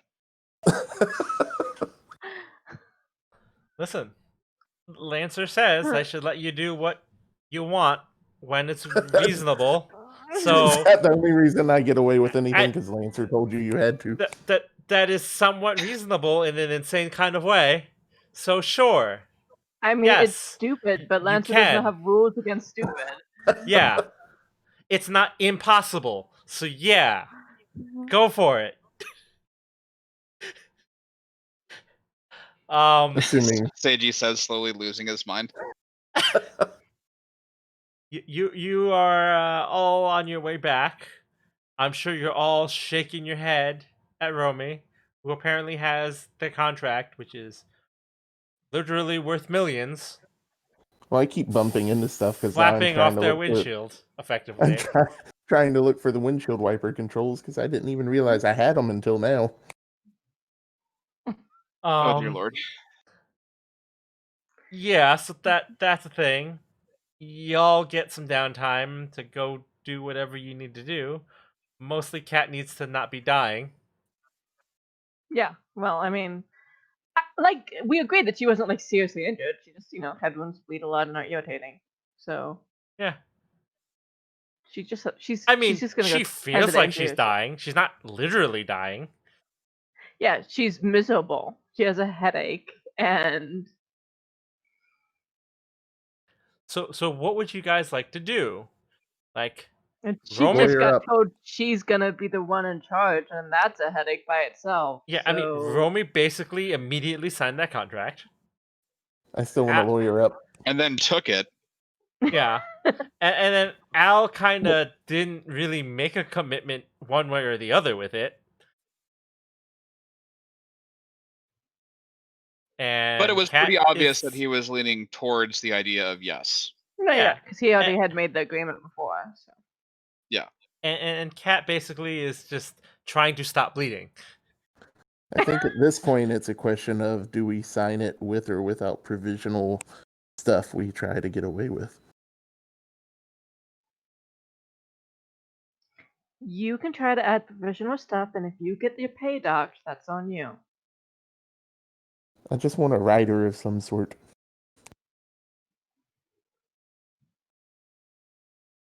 Does Romy even actually know what that means? No, but she's heard it before and it sounds fancy. She knows it has something to do with having candy in your dressing room.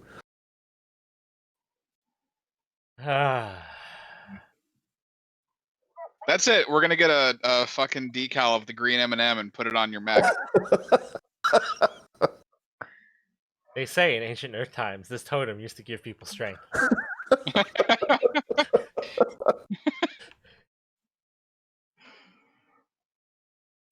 Fuck. Oh boy. Anyways, So yeah, Kat would have just immediately returned back to like their rooms in Holland and like tended her. You're not gonna go see an actual doctor? Get some stitches? No. Do you think Kat trusts an actual doctor? She already turned down actual doctors. Well, they were Holland doctors, so Yeah, she could hate the Holland Oh. doctors and not hate normal doctors. I mean, like if she was gonna go see, I mean, like okay, fine, she goes to the underground to a like To a vet. no, The one no, they vet don't have on vets. Wayfar. Like they don't have vets. They She have goes to the one underground vet. for like a doctor she has known and trusted, right? Like Nicknamed I the imagine it's Butcher. not like I imagine this is not the first time she's been injured in her life. So So deep Oh, down in the lower cities of Eden, there is a rumor. The rumor speaks of a doctor who used to operate up in the upper cities, but became disenfranchised with the way that economic disparity ruled over the city. They moved down to the lower city, and this doctor now works for free to anybody who is unwell. No questions asked. Doesn't matter who you are, what you've done, but purely on the premise that so long as you are on the premises, no fighting, nothing to do with whatever you've done. If you've like crossed anybody, take it outside. But while you're on the premises, the doctor's job is to make sure you're okay. so I've seen this movie. it's like a medieval church in a way. With like doesn't matter which side you're on, you're not supposed to fight on that ground. Yes. I have a feeling like in the past Kat has probably funneled money to help this doctor like keep practicing and to get rid of like people who are harassing him and stuff like that. Also, like, I would like to point out that I feel like Monty was adjacent to what I was talking about, but I don't think he knows quite what I was talking about. Basically, I just described Leslie Tompkins from Batman. Was talking about that whole like, hotel movie. But yeah, same idea. I thought you were talking about Patch Adams. No, not at all. Well, that kind of ruins the whole mental picture I had of Cat Oh no, going to the doctor. nope. It's still gonna look like Dr. Robin Williams there in my head. So I'm good with that. Okay, guys. You can imagine a doctor looks like whatever you want, because I gave no name or gender whatsoever. Anyways, it should probably be noted that is this the only doctor that does this? I mean, you don't know. Like, there's a rumor that a doctor does this. Whether or not there is only one doctor that does this, or there are multiple and just people go to different doctors, you don't know. Because I'm fairly certain that if there was a doctor that did this, that Al would have already like gone to this doctor in the past because he's pretty rough and tumble, and he's very poor. Yeah. Very likely that you would have gone to the same doctor. Okay. So in that case, then I would accompany Kat down there to help find said doctor, or Al would, unless there's a reason that Kat wants to be alone. No, she's not. She's not being sketchy about this. Oh, okay. Just like, I'm going to my doctor. She's just like, I'm going to a doctor that is not freaking going to kill me. Thanks. Okay. I feel like it's And of more course- entertaining if she's just like, I'm going to my doctor. And Al's just like, who's your doctor? And she explains. And Al's just like, hey, that's my doctor too. Cat would just be like, yeah, it's a lot of people's doctor. Yeah, I feel like that definitely would happen though. Like I would be like, "Whoa, we got the same doctor! What a weird coinky dink!" And then you'd be like, "No, it's literally. See I'm if not we going can to travel to the other side of the city." see if we can hire them for the ship. Oh hell no! So you want I to mean- steal No. the freebie doctor Yeah. from the all Yeah, pro I people. know. Like, Yeah, Cat would be what? like, screw you. It's like, this is a terrible plan. I want nothing to do with it. Get out for even suggesting it.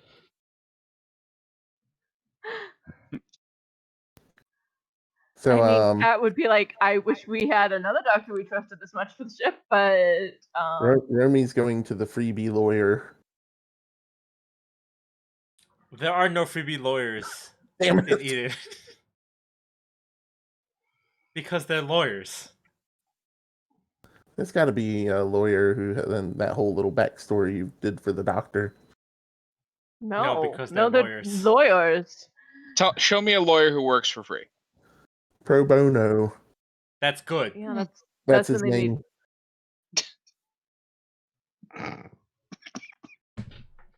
I wasn't aware that lawyers are clowns now, but okay. Well, apparently the doctor that Cat's going to visit is. In your mind, yes.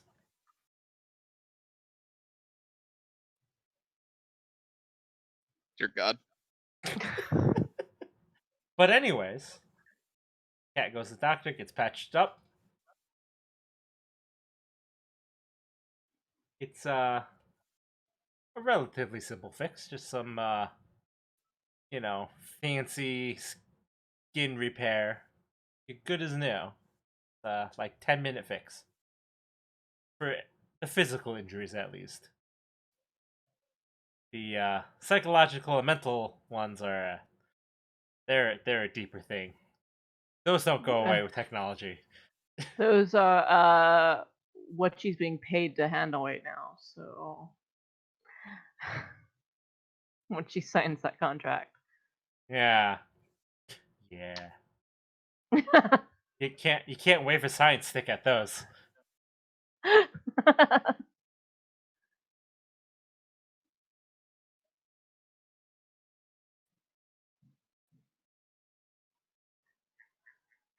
But yes, okay.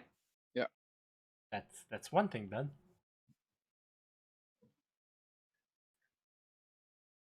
Okay, so I mean, Al's with Kat. Indeed. What's Romy doing? I guess. I think she still wants to try to find a lawyer. So you're gonna go pay for a lawyer. Do you have one? Nope. Okay. Well, you find a lawyer. I want to make sure it's a good lawyer. I need to find a What lawyer yeah. review site. Are you looking for as cheap a lawyer as you can get, or you're just looking for a good lawyer? Those are two different statements. I got a little money, I would assume.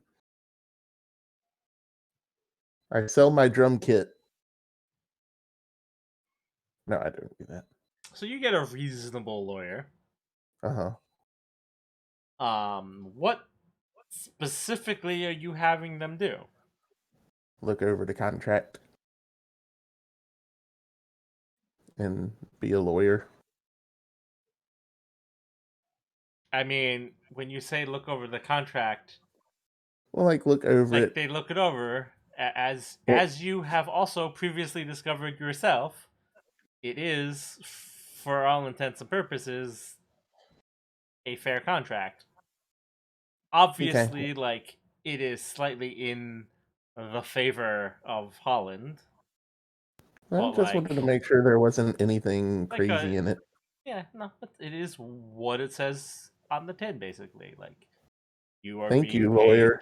to do exactly what Barnett has said that he's paying you to do. Like, as Barnett himself has said, has he ever not been fair? Okay. Now she can. Only when Al was involved. Now she can. But you well, got something out of it. We did. But, to them it wasn't fair. To me it was fair. I guess to us it was fair, technically, once everybody knew what was going on with it, but yeah. She Sorry, already shot. she already signed it, so I guess the whole thing was moot. But she can at least tell the others that, hey, this is a fair contract. Yeah, according shoot I mean, first, like- ask questions later. No, I mean, you realize contracts aren't valid until they are actually filed, right? Nope. As soon as you sign it, she used magic ink, and she's gonna let y'all know that pro bono said everything's cool with it. She took one for the team. I mean, sure. Okay. Let's go with that. I'm sure that's an Harker interpretation. appreciates it. Harker, if you appreciate it, don't say anything.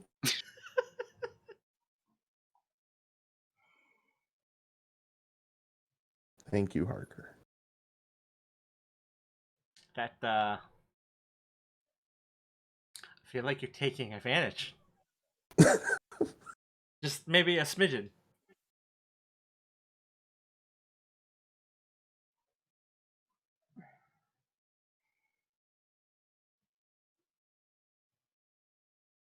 So yeah, I guess I tell everybody that the contract is cool. You're not gonna try to negotiate for anything? If it's fair, it's fair. I don't want to be more of a problem than she's already gonna be.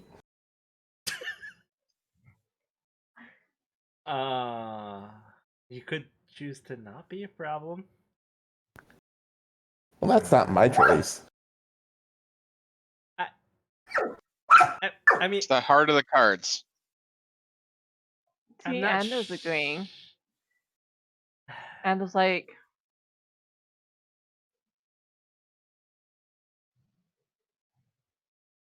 Anyways, what do you guys do with your evening? Since you have. Well, I guess Romy's gonna put all her stuff back in boxes. Al will help I mean, with whatever moving has to be done. I would like to point it out that, like, yeah, Oh. Barnett was being a little bit snarky, but you leave when you're ready to leave. Do we get movers to help us? So if Is you this like want a to military leave, thing? like, if you want to leave right away, that's on you. If you want time off, yeah, like, Kat's gonna be wanting to settle things. So, like legitimately, he was kind of being snarky when he said it, but, like, it is however long, like, you want to take, because Well, I'm he sure- can't do anything till you tell him yes or no on the contract. I'm sure Romy went to visit Sir William Wallace on the way to the lawyer.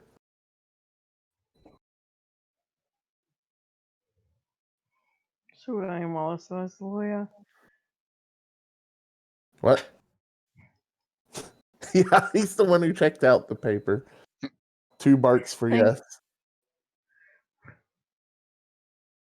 The barking She dog doesn't- told me this was a fair contract, guys. Let's go. Oh, she doesn't tell them that.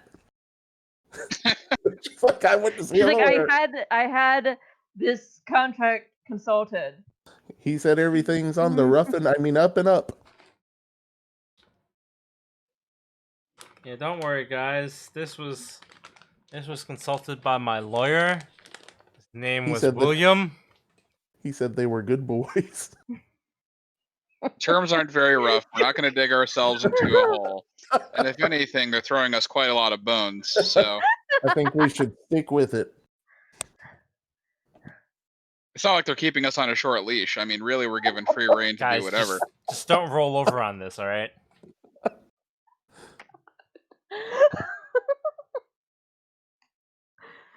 It's like, wow, your lawyer sounds real interesting. It's like, yeah, just don't let him chew you up and spit you out. His bark is sometimes worse than his bite, though.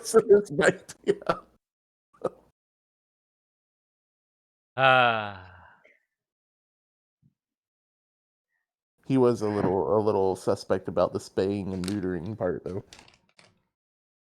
If that's actually in the contract,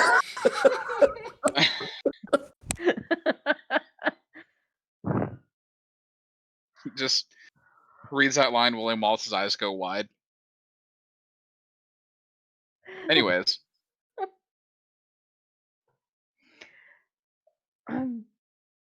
So, yeah. Kat would have probably gotten in contact with her network. Uh-huh. So was she directly told that she was not allowed to share that document? I mean, that thing she recorded? Because that was not brought up. it was intercepted, but we The- weren't explicitly told not to share it. Exactly. It was implied, but then again, He himself did not follow up any further. It was implied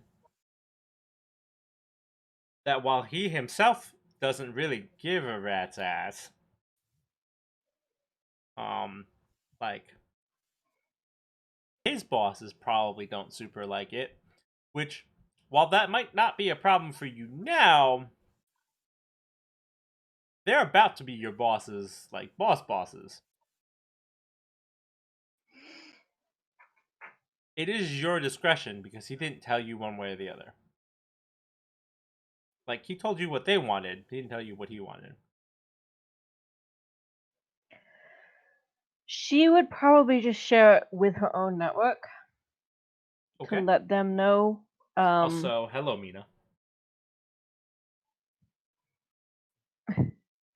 To let them know, hey, keep an eye out for any activity from these guys. They are not on our side, you know. And she'd probably like, for now, just keep this on the down low. Like, don't go spreading this around. Okay.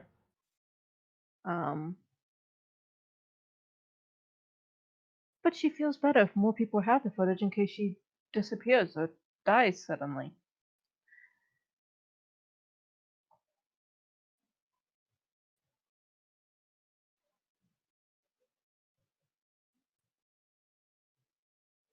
But yeah. So you get in contact with your network. They get your message. One of them asks you about establishing a network then. Because I assume you're going to tell them that you're planning on leaving for a long period of time, right? She's just going to say she's going to be a little out of touch, but not entirely, because like the ship isn't like cut off from Correct. being able to communicate with the network. Well, like, so you it's won't not like physically be on. yeah, Anymore, she would say like moving off she's not physically going to be on Wayfair as Wayfar. constantly, but like yes, Wayfair as constantly, but she would be like, but like it makes very little difference for a group, a collective that is. I mean, one of them suggests the idea that you could hack into the systems and establish a permanent direct link. Which systems? On the ship whenever you get onto it. Oh, well, yeah. Like, she's going to establish a link as soon as possible and establish. I mean, she's like, yeah, she's going to like be keeping contact. Like, the only time she was worried about like really setting things in advance was when she knew that she was going to be put to sleep for 2 months. So.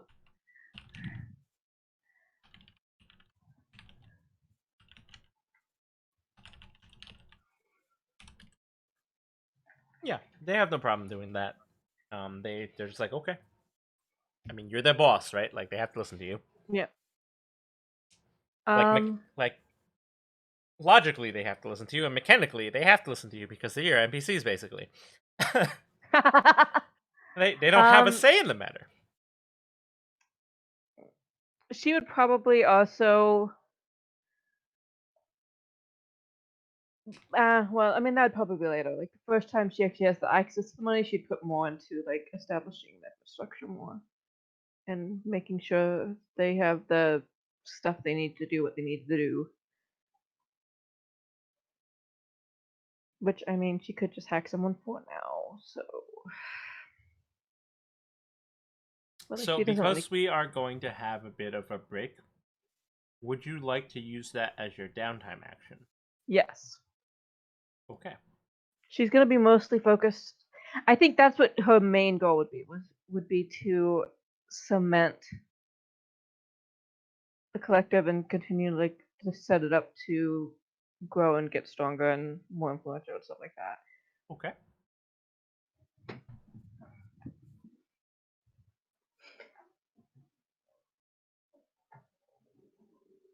Um. So give me a 1d20. We'll use that as an actual get organized. Okay.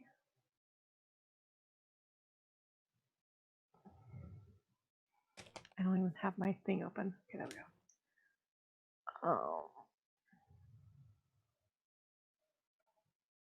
It's.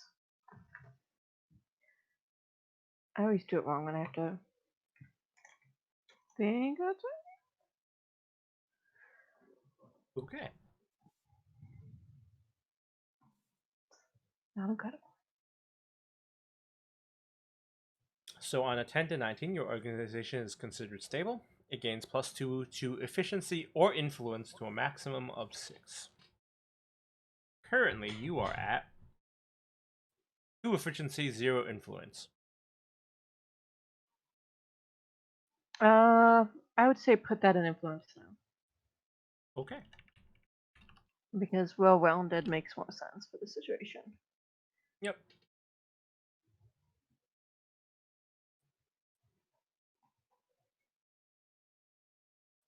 So we'll cover the specifics when it's relevant. But basically, though your organization listens to your attempt to keep information that they have hush hush, Mm-hmm. it has allowed them to sort of change the way they operate. Effectively, having this information has given them additional insight to allow them to be better at the things that they do when it's relevant to that particular topic of, like, you know, the whole affairs of things behind Eden's government. Right. Makes sense.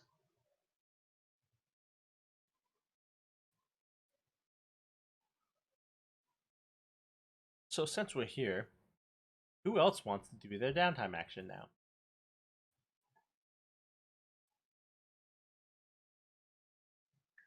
I guess I could. Okay. I think Romy would want to see if she could locate the band of travelers that she was used to kind of live with. Now that she's kind of heading back into space, she'd like to know where they're at. So I guess that would be a gather information, maybe? Okay. That's Or, a fair use. okay. So I need to roll a 20.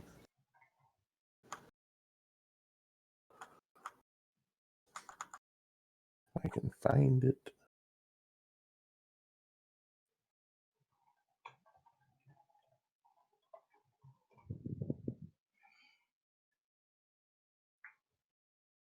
Okay. Um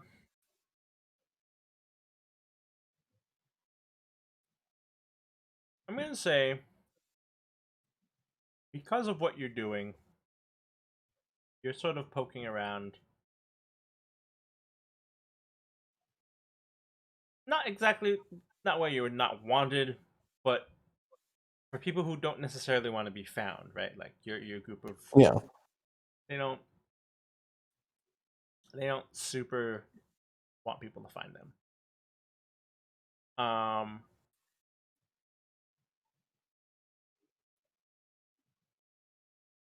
You accidentally catch the attention of the government, who has been tracking your band of not quite ne'er do wells, but like unwanteds, right? They rarely did well. So Yeah. you have a choice. You can let them just pin it down on you, so they're aware that you are trying to reach out and make contact with these people, which sort of doesn't, not so much that raises red flags, but they are aware that you're making an effort to get back into contact with people that you've done pretty good about separating yourselves from and making it apparent that you separated from them. So it does sort of put suspicion back onto you. Alternatively, um, you could throw someone in your organization under the bus and just sort of like make it seem like they came for you. If you throw them under the bus, it'll complicate matters when you work with them again in the future, obviously. If you choose to take the blame yourself, um, it's going to make it more difficult for you to interact with any authority figure in Eden's government.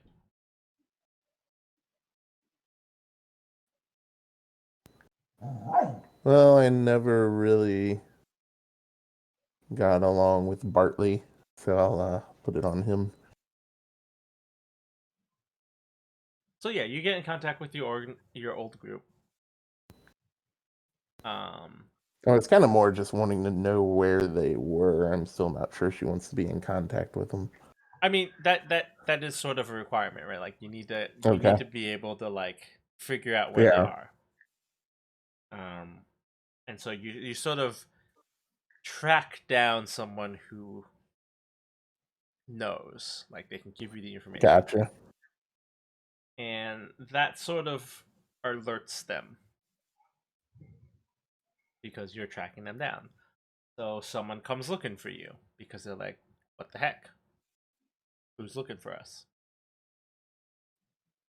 Um, and so this person, you kind of didn't super like them, but they're part of this group still, and they come looking for you.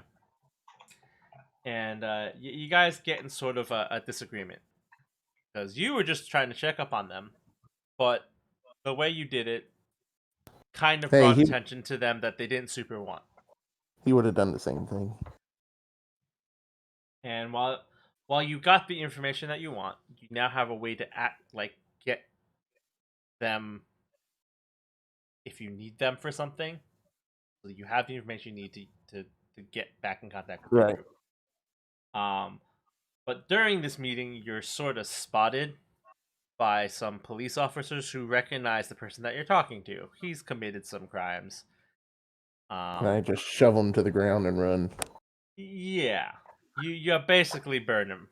No, yeah, that's a Romy move for sure. So I'm fine with that. I mean, if he can't get out of it, that's his fault.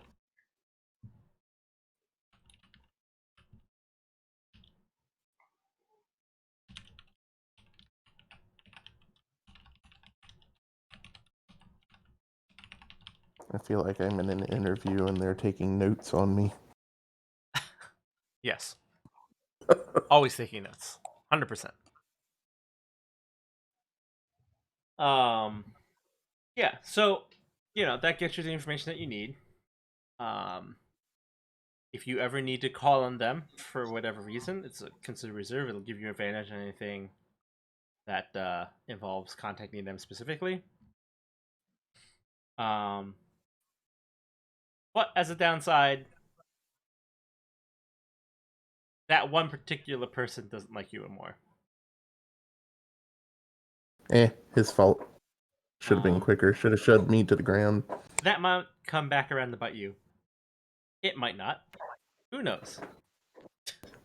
Romy bites back. Sure. But Al, what are you gonna do? So this is new territory, obviously. Al's going back into space. He's not too keen on it, but whatever. Potentially, he's going back into space, I should say, because we haven't officially signed any paperwork yet. But it's kind of a tough one here when you think about it. So what Al would like to do is try to study up on space, like zero gravity combat, because the one time that it happened, it wasn't the best. And he gets the feeling that because although he's in an administrative role, he's more a security base, he's going to have to know what to do and how to best maneuver in space, both in regular human form and in mech form. So I'm fighting with whether it should be a get creative to try to make something that would make it easier, or if it should just be a focus. Like, could I just do like a focus and then have it just be space combat where I get like a bonus whenever I'm doing fights in outer space in the mech, or would it be something more technical, you think? So, reserves are generally like one-time use things. Like, there are a few exceptions, but they're not really lasting bonuses. That's really what get focused is.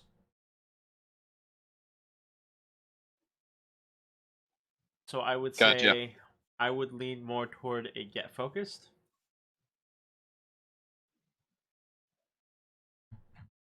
Although,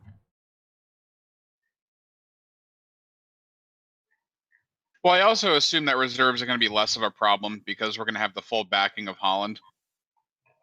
And so we can outfit ourselves with whatever we need to pre-mission. Is that assumed to be true? generally speaking, Okay. Obviously, nothing outside the purview of what we have access to due to our license level. But yeah. Okay. So, sorry, my cat just swiped something off the table. I mean, that's kind of what cats do. Yeah. So let's go with a get focused. I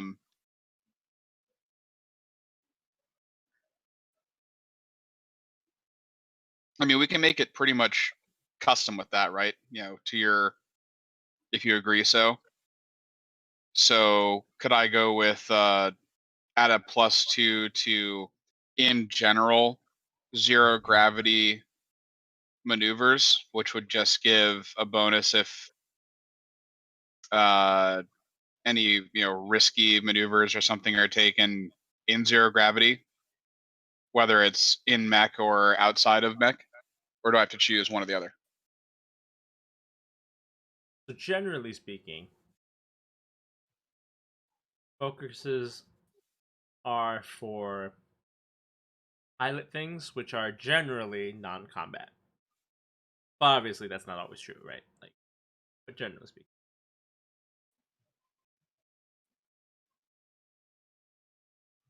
Right. so I can work with that, but Okay. we'll have to narrow it down. So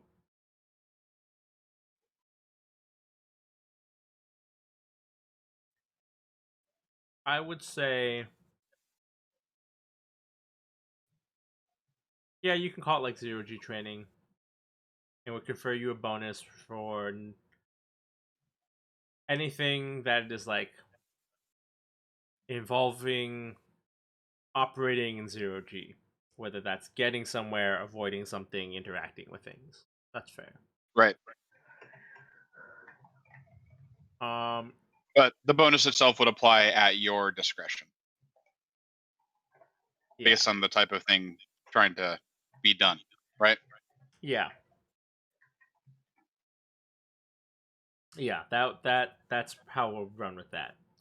I'm Okay. not gonna say explicitly that it gives you a mechanical advantage. I would say we'll use that as a situational application of a mechanical advantage, or a roll Right. or a check or something. Okay. I'm good with that. Then that's going to be my downtime action. Okay. All right. So that is technically everybody's downtime action, although we are missing a player.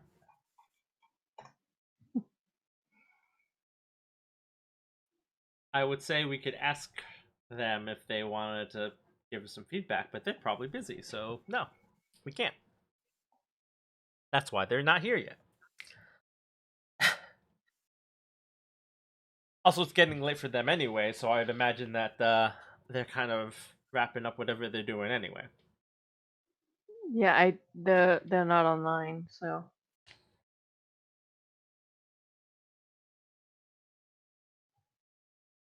So, we should also consider wrapping things up because I feel like we probably shouldn't continue too much without them, without getting their actual character input on it.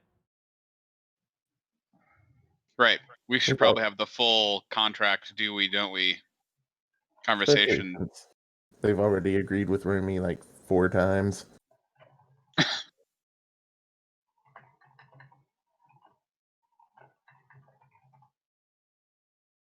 So,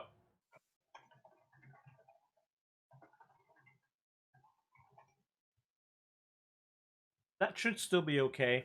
I did mention that I was going to take a slight break from Lancer, just for the holiday season. So basically, just the sessions on the 13th and the 27th will just not be specifically part of the main Lancer plot. I haven't decided if I'm just gonna do like side story for fun stuff or just maybe a different game system just as like, a breather or something. But for all intents and purposes, like for the month of December, Lancer RPG will be not in session. It'll be like a season break. When we pick up again, you guys may or may not be flying through space. Season 2. We'll find out. I had an idea, actually, for what we could do as like a side story. Okay. If you were keen on running it, we could do a same universe but different system. Maybe just like interstellar like heist for a night, something like that. However you want to do it. Are But you we would be pitching me to using. play on Beam Saber, sir? Sorry? Are you pitching that I play a game on Beam Saber? I was pitching more lasers and feelings. Christmas heist. Actually, Christmas heist, yeah. That's a pretty solid offering. I mean, I feel Steal like from Santa Claus I because feel Rumi's like getting if we nothing but ran coal. what I said I was thinking about running, you'd all look at me like I'm crazy. No, we I can't look at see you right now anyways, yeah. Damn it. Took words out of my mouth. I mean, fair. You can't see me. You can't look at me. No, but I can look in your general direction, which I am right now. Yeah. So there was this RPG system that recently got Kickstarter backed, and they have a demo book. It is called Thirsty Sword Lesbians. I heard about this. Sounds Christmassy to me. What the fuck? I was not talking about running it for the Christmas session, but I mean, it's definitely not Christmassy. Although I could probably theme it to be if you really wanted me to. Are they like Anything. dehydrated, or I don't understand the concept. I think you know what it's about.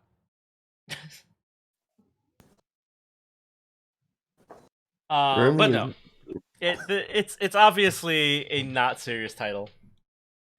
It is sort of tongue in cheek. The premise of the system, what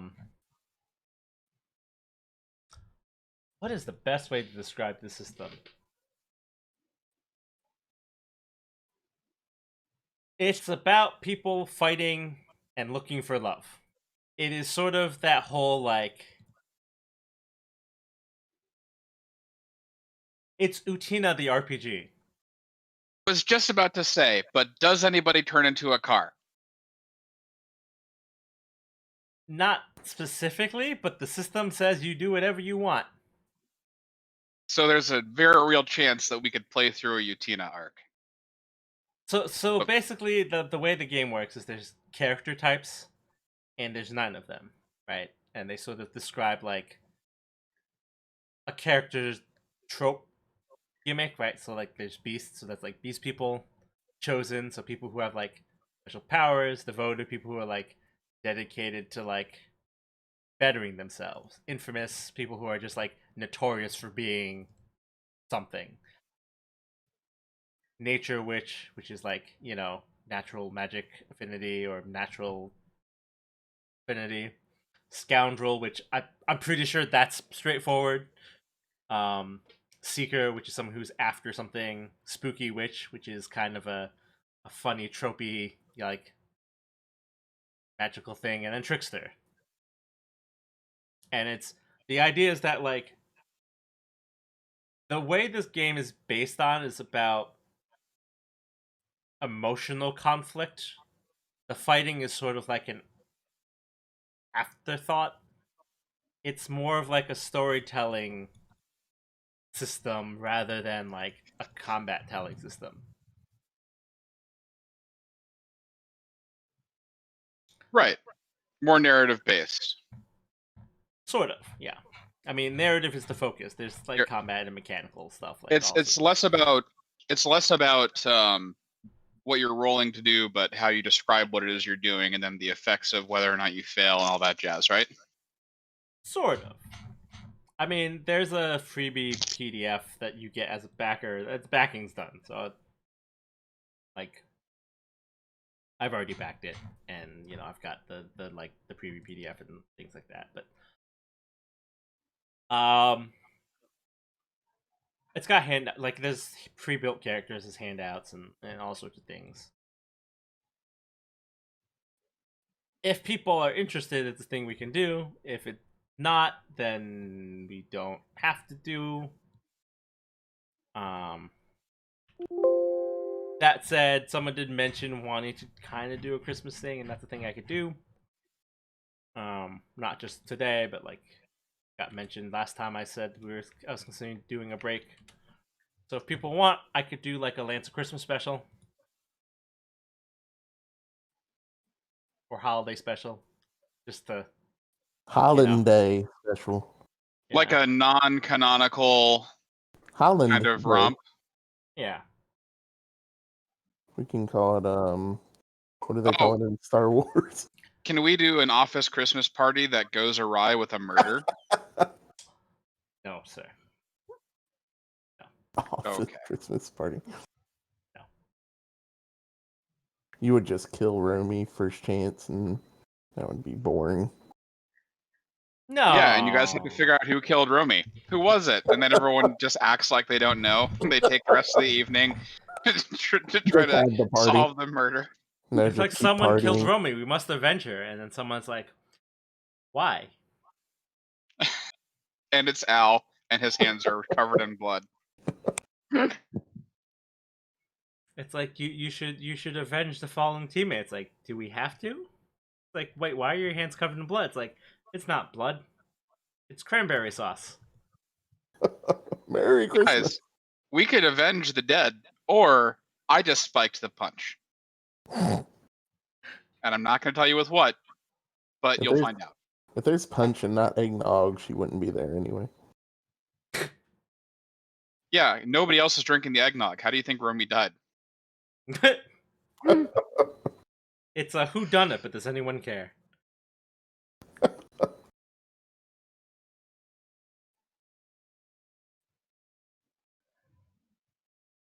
I mean, Kat's basic opinion, we're like, well, we all know it's not me because I wouldn't have done it in public. Or would you? I mean, the fact that you normally wouldn't is the best reason to do it. I mean, number one, would Kat bother hiding it if she was doing it in public? I mean, yes, because that just makes it more complicated. My point is, no, she wouldn't hide it. She would just kill Romy, and then everyone would go like, well, that was probably deserved. Hey, Aw. Poor Romy. Hey, she literally almost stabbed Romy in the freaking club. So Romy doesn't have a club. and this is Oh why. Lord. But yes. I'm thinking about trying out some stuff just as a break. Just because I don't particularly feel like planning out a whole lot of stuff for the holiday season. Because I feel like being a little lazy for Christmas. I mean, that's allowed. Yeah. That said, I don't want to like not have something to do. I just want to make it not serious and have some fun with it. It'll be completely ridiculous. It won't be very well thought out at all. It's gonna be real ridiculous, basically, just straight up. What specifically it is, I don't know yet. But basically, if you're interested in like serious Lancer content, yeah, we're not gonna have that for a month. Well, don't come back at all if you're interested in that. Wow. Since when are we serious? Wow. Well, I mean, some of us try, and then you start talking. Hey, I try. It just comes out different. Different is yeah, that's a way to describe it. Yeah. No, but yeah, we're gonna do something a little different for the month of December. December is just basically gonna be our season break. I may try something weird with a different Lancer system that I'm working on just to gauge some interest on mechanical things. We'll see. What, for season 2? No, just Oh, I for was about to say, December. I just started learning this one. Oh no, the other thing I'm talking about is still Lancer. Yeah. The setting is just different. Like it just Yeah. takes place in a different location. Has And- dogs. I mean, I don't know. Did Probably. you deploy dogs from there too? I don't know That if could they be our look like special- normal dogs, but they probably have something that are equivalent to dogs. I haven't really A thought that much special about it. episode where we go to the Maybe dog they're planet. more and wolf-like. unleash I the- don't know. It's supposed to be more fantasy. Maybe everyone just has like wolf dogs.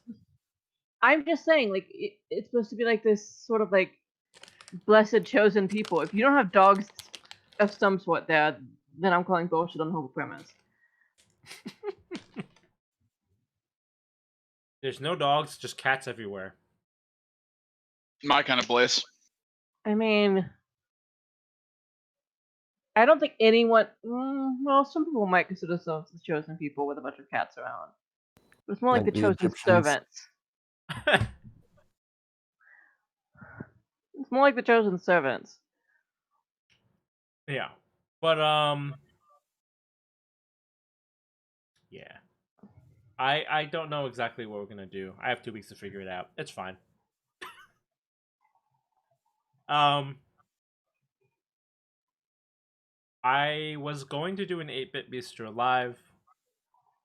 I decided to push that back because it was going to be uh yesterday, which is a terrible day to do it. And December is going to be a terrible month to do it. So we're gonna take a quick break from 8-bit bistro live for the rest of the year, technically, because I will probably look into studying again in January. So what that means is expect serious content in January. December is just going to be me screwing around. Hopefully, people are going to come for that, and it'll be Good fun. work, soldier. Also, thanks for the follow. I'm surprised you're still lurking here, Mina. I figured you would have left since we were just talking random nonsense. But thank you. That's the best part, though. Usually. Not everyone thinks that way, though. And you know I'm up for whatever ridiculous stuff you want to do in the interim, so. Yeah. So Saturdays are usually when I do the 8-bit bistro live. I have to play around with the timing on that. Um,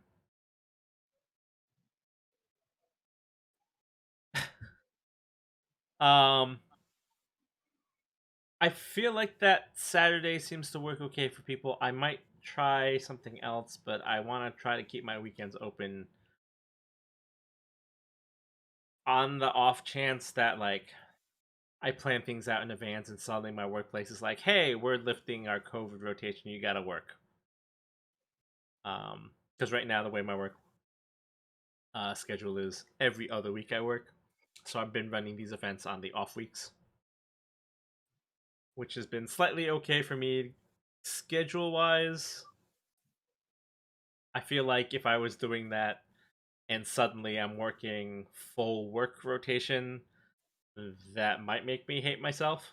So we got to be careful with that. But right now, we're looking at Saturdays for 8-Bit Bistro Live. I think that's going to be that permanent fixture for the date on that. It's cute how you imply that we're ever going to be out of COVID. Hey, they just had the vaccine land in Chicago. We're out of the woods. If you're a first responder, And yeah. into Yeah, the forest fire. Yeah, we're not really out of the woods. We're kind of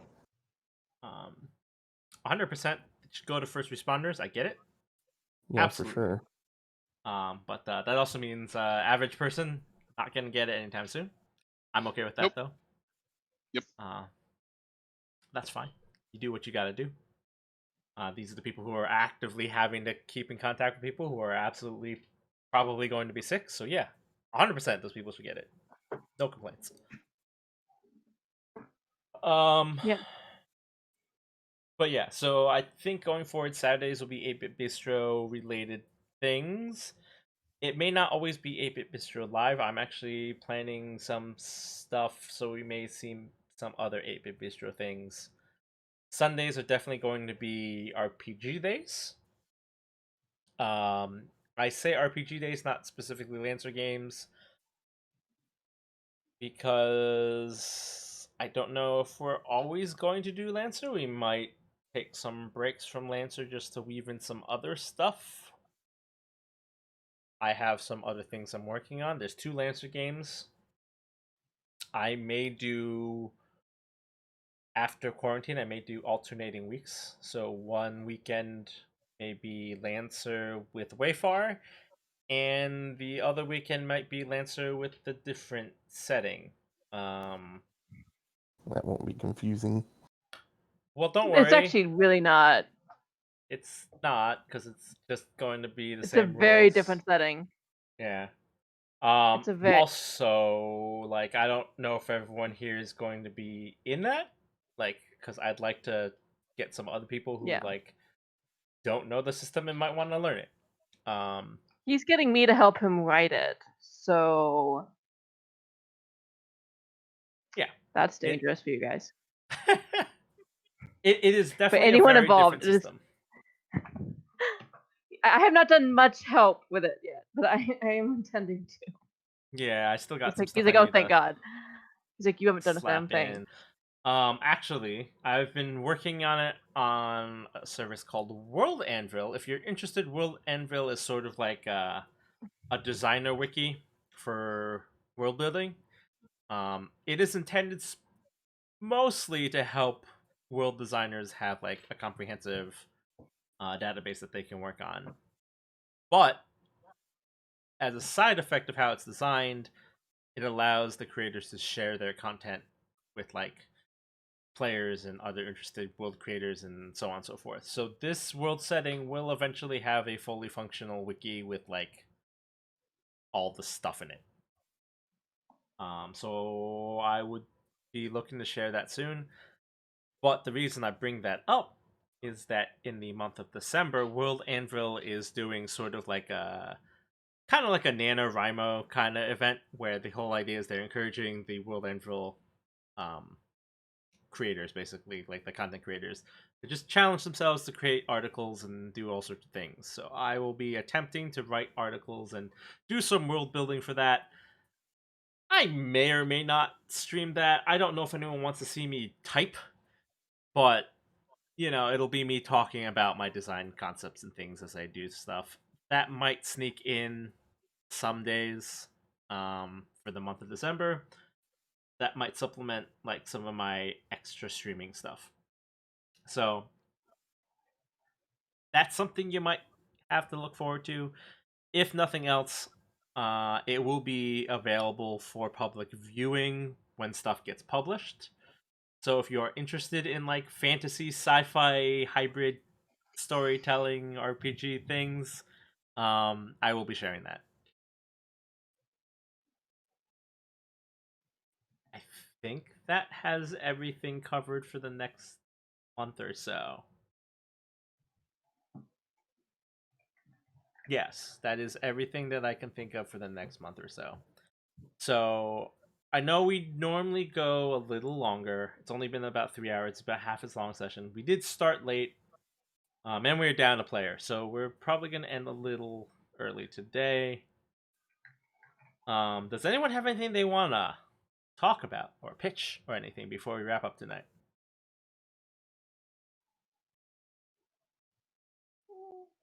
At some point, me and another streamer are going to try to get through all of the Souls games in one night. So information for that, once we get a more solid date, will be posted up So to the you 8-Bit hate Bistro. yourself. Okay. Yeah. Well, the Fryman actually does run 1 and 3. Absolutely hates 2, which is fair. So, yeah. I'll just be providing color commentary. Again, hopefully. He hates himself. Yeah. Yeah. Yeah. I mean, apparently on the other channel that I pop on a lot, and now apparently we're weekly doing some sort of game every Saturday. How did they convince you into doing that one? What? No, it's Weekly? not. It's not a tabletop. It's not a tabletop. It's, No, I just mean doing a weekly game. How did they convince you of that? well, she asked. Ah. You must be. I told you if you ever asked, I would do it too, and you don't ask. I was gonna say you must be real bored.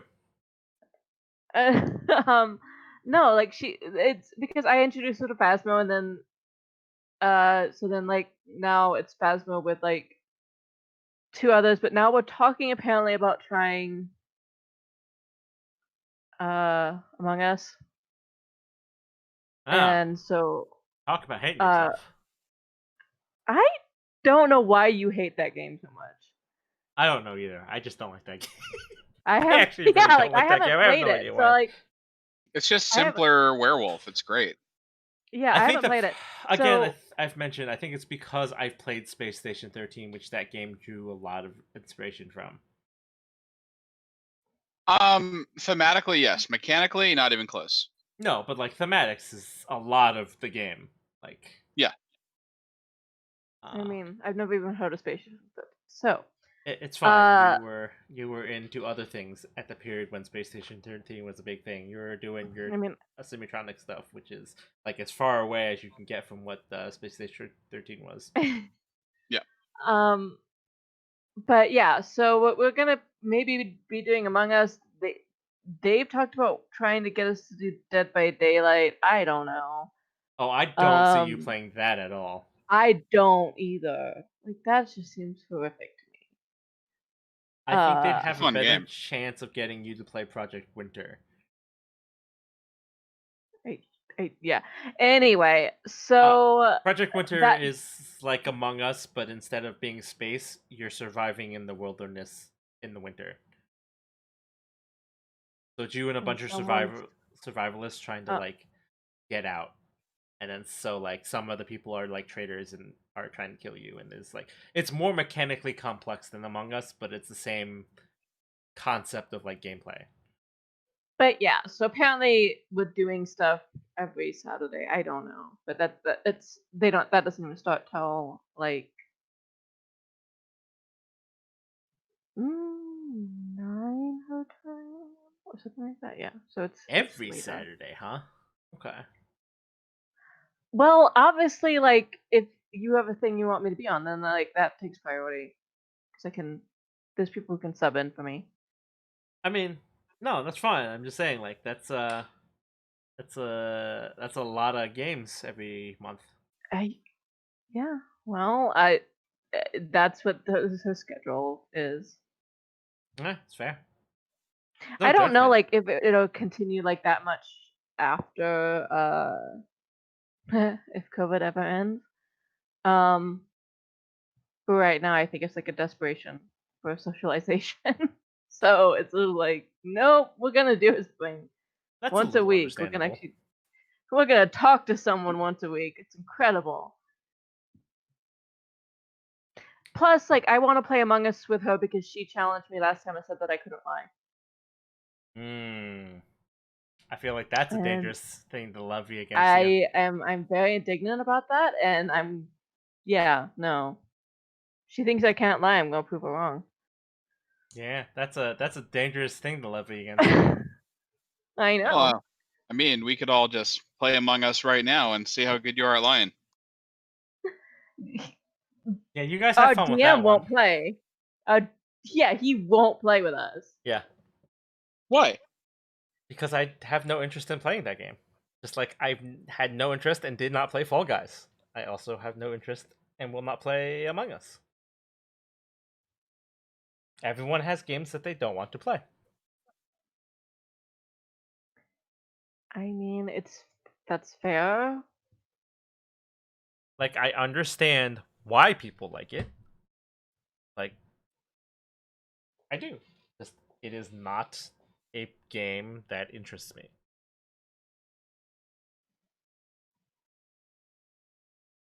I don't think I've actually played any games where I actually have to outright lie to people like that.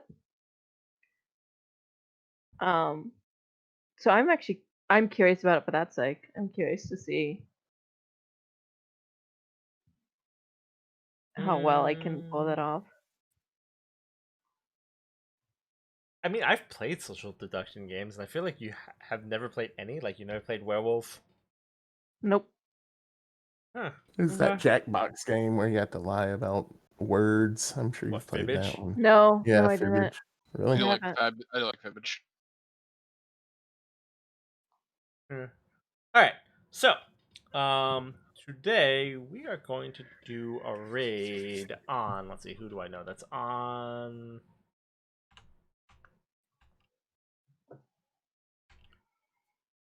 Yeah, let's do a raid to Damn Dahlia.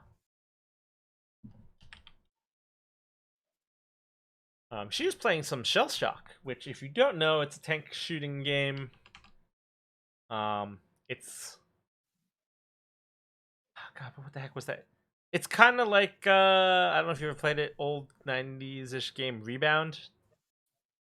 But yeah, Dahlia's good people. She hasn't been streaming in a while, so it's nice to see her streaming again. So we're gonna toss her a raid and show her some love. I don't have a raid call because I'm bad at this and I'm a bad streamer. But you know what? Just show her some love, say hello. If you feel like staying, stay. If you don't, then don't. But she's good people, and I think you should show her some love. So, get the raid started. And for everyone who came, I want to thank you for coming. I know today's stream was a little bit short, and it was sort of a little less interesting, but thank you for coming nonetheless. I hope you had fun. Thank It was you, Mina, for the informational. Yeah, it very much was. It was a lot of information, actually. Yeah, it was. Mina, thanks for the follow. Thanks for coming to hang out. I hope you had fun. I know you wanted to catch one of my streams.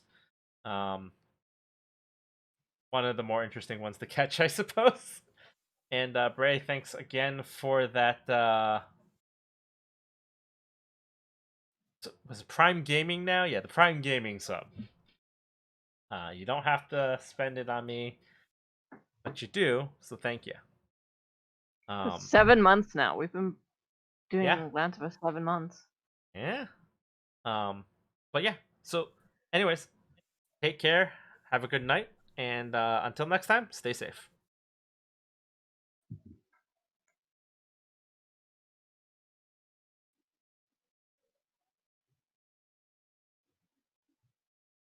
Alrighty then.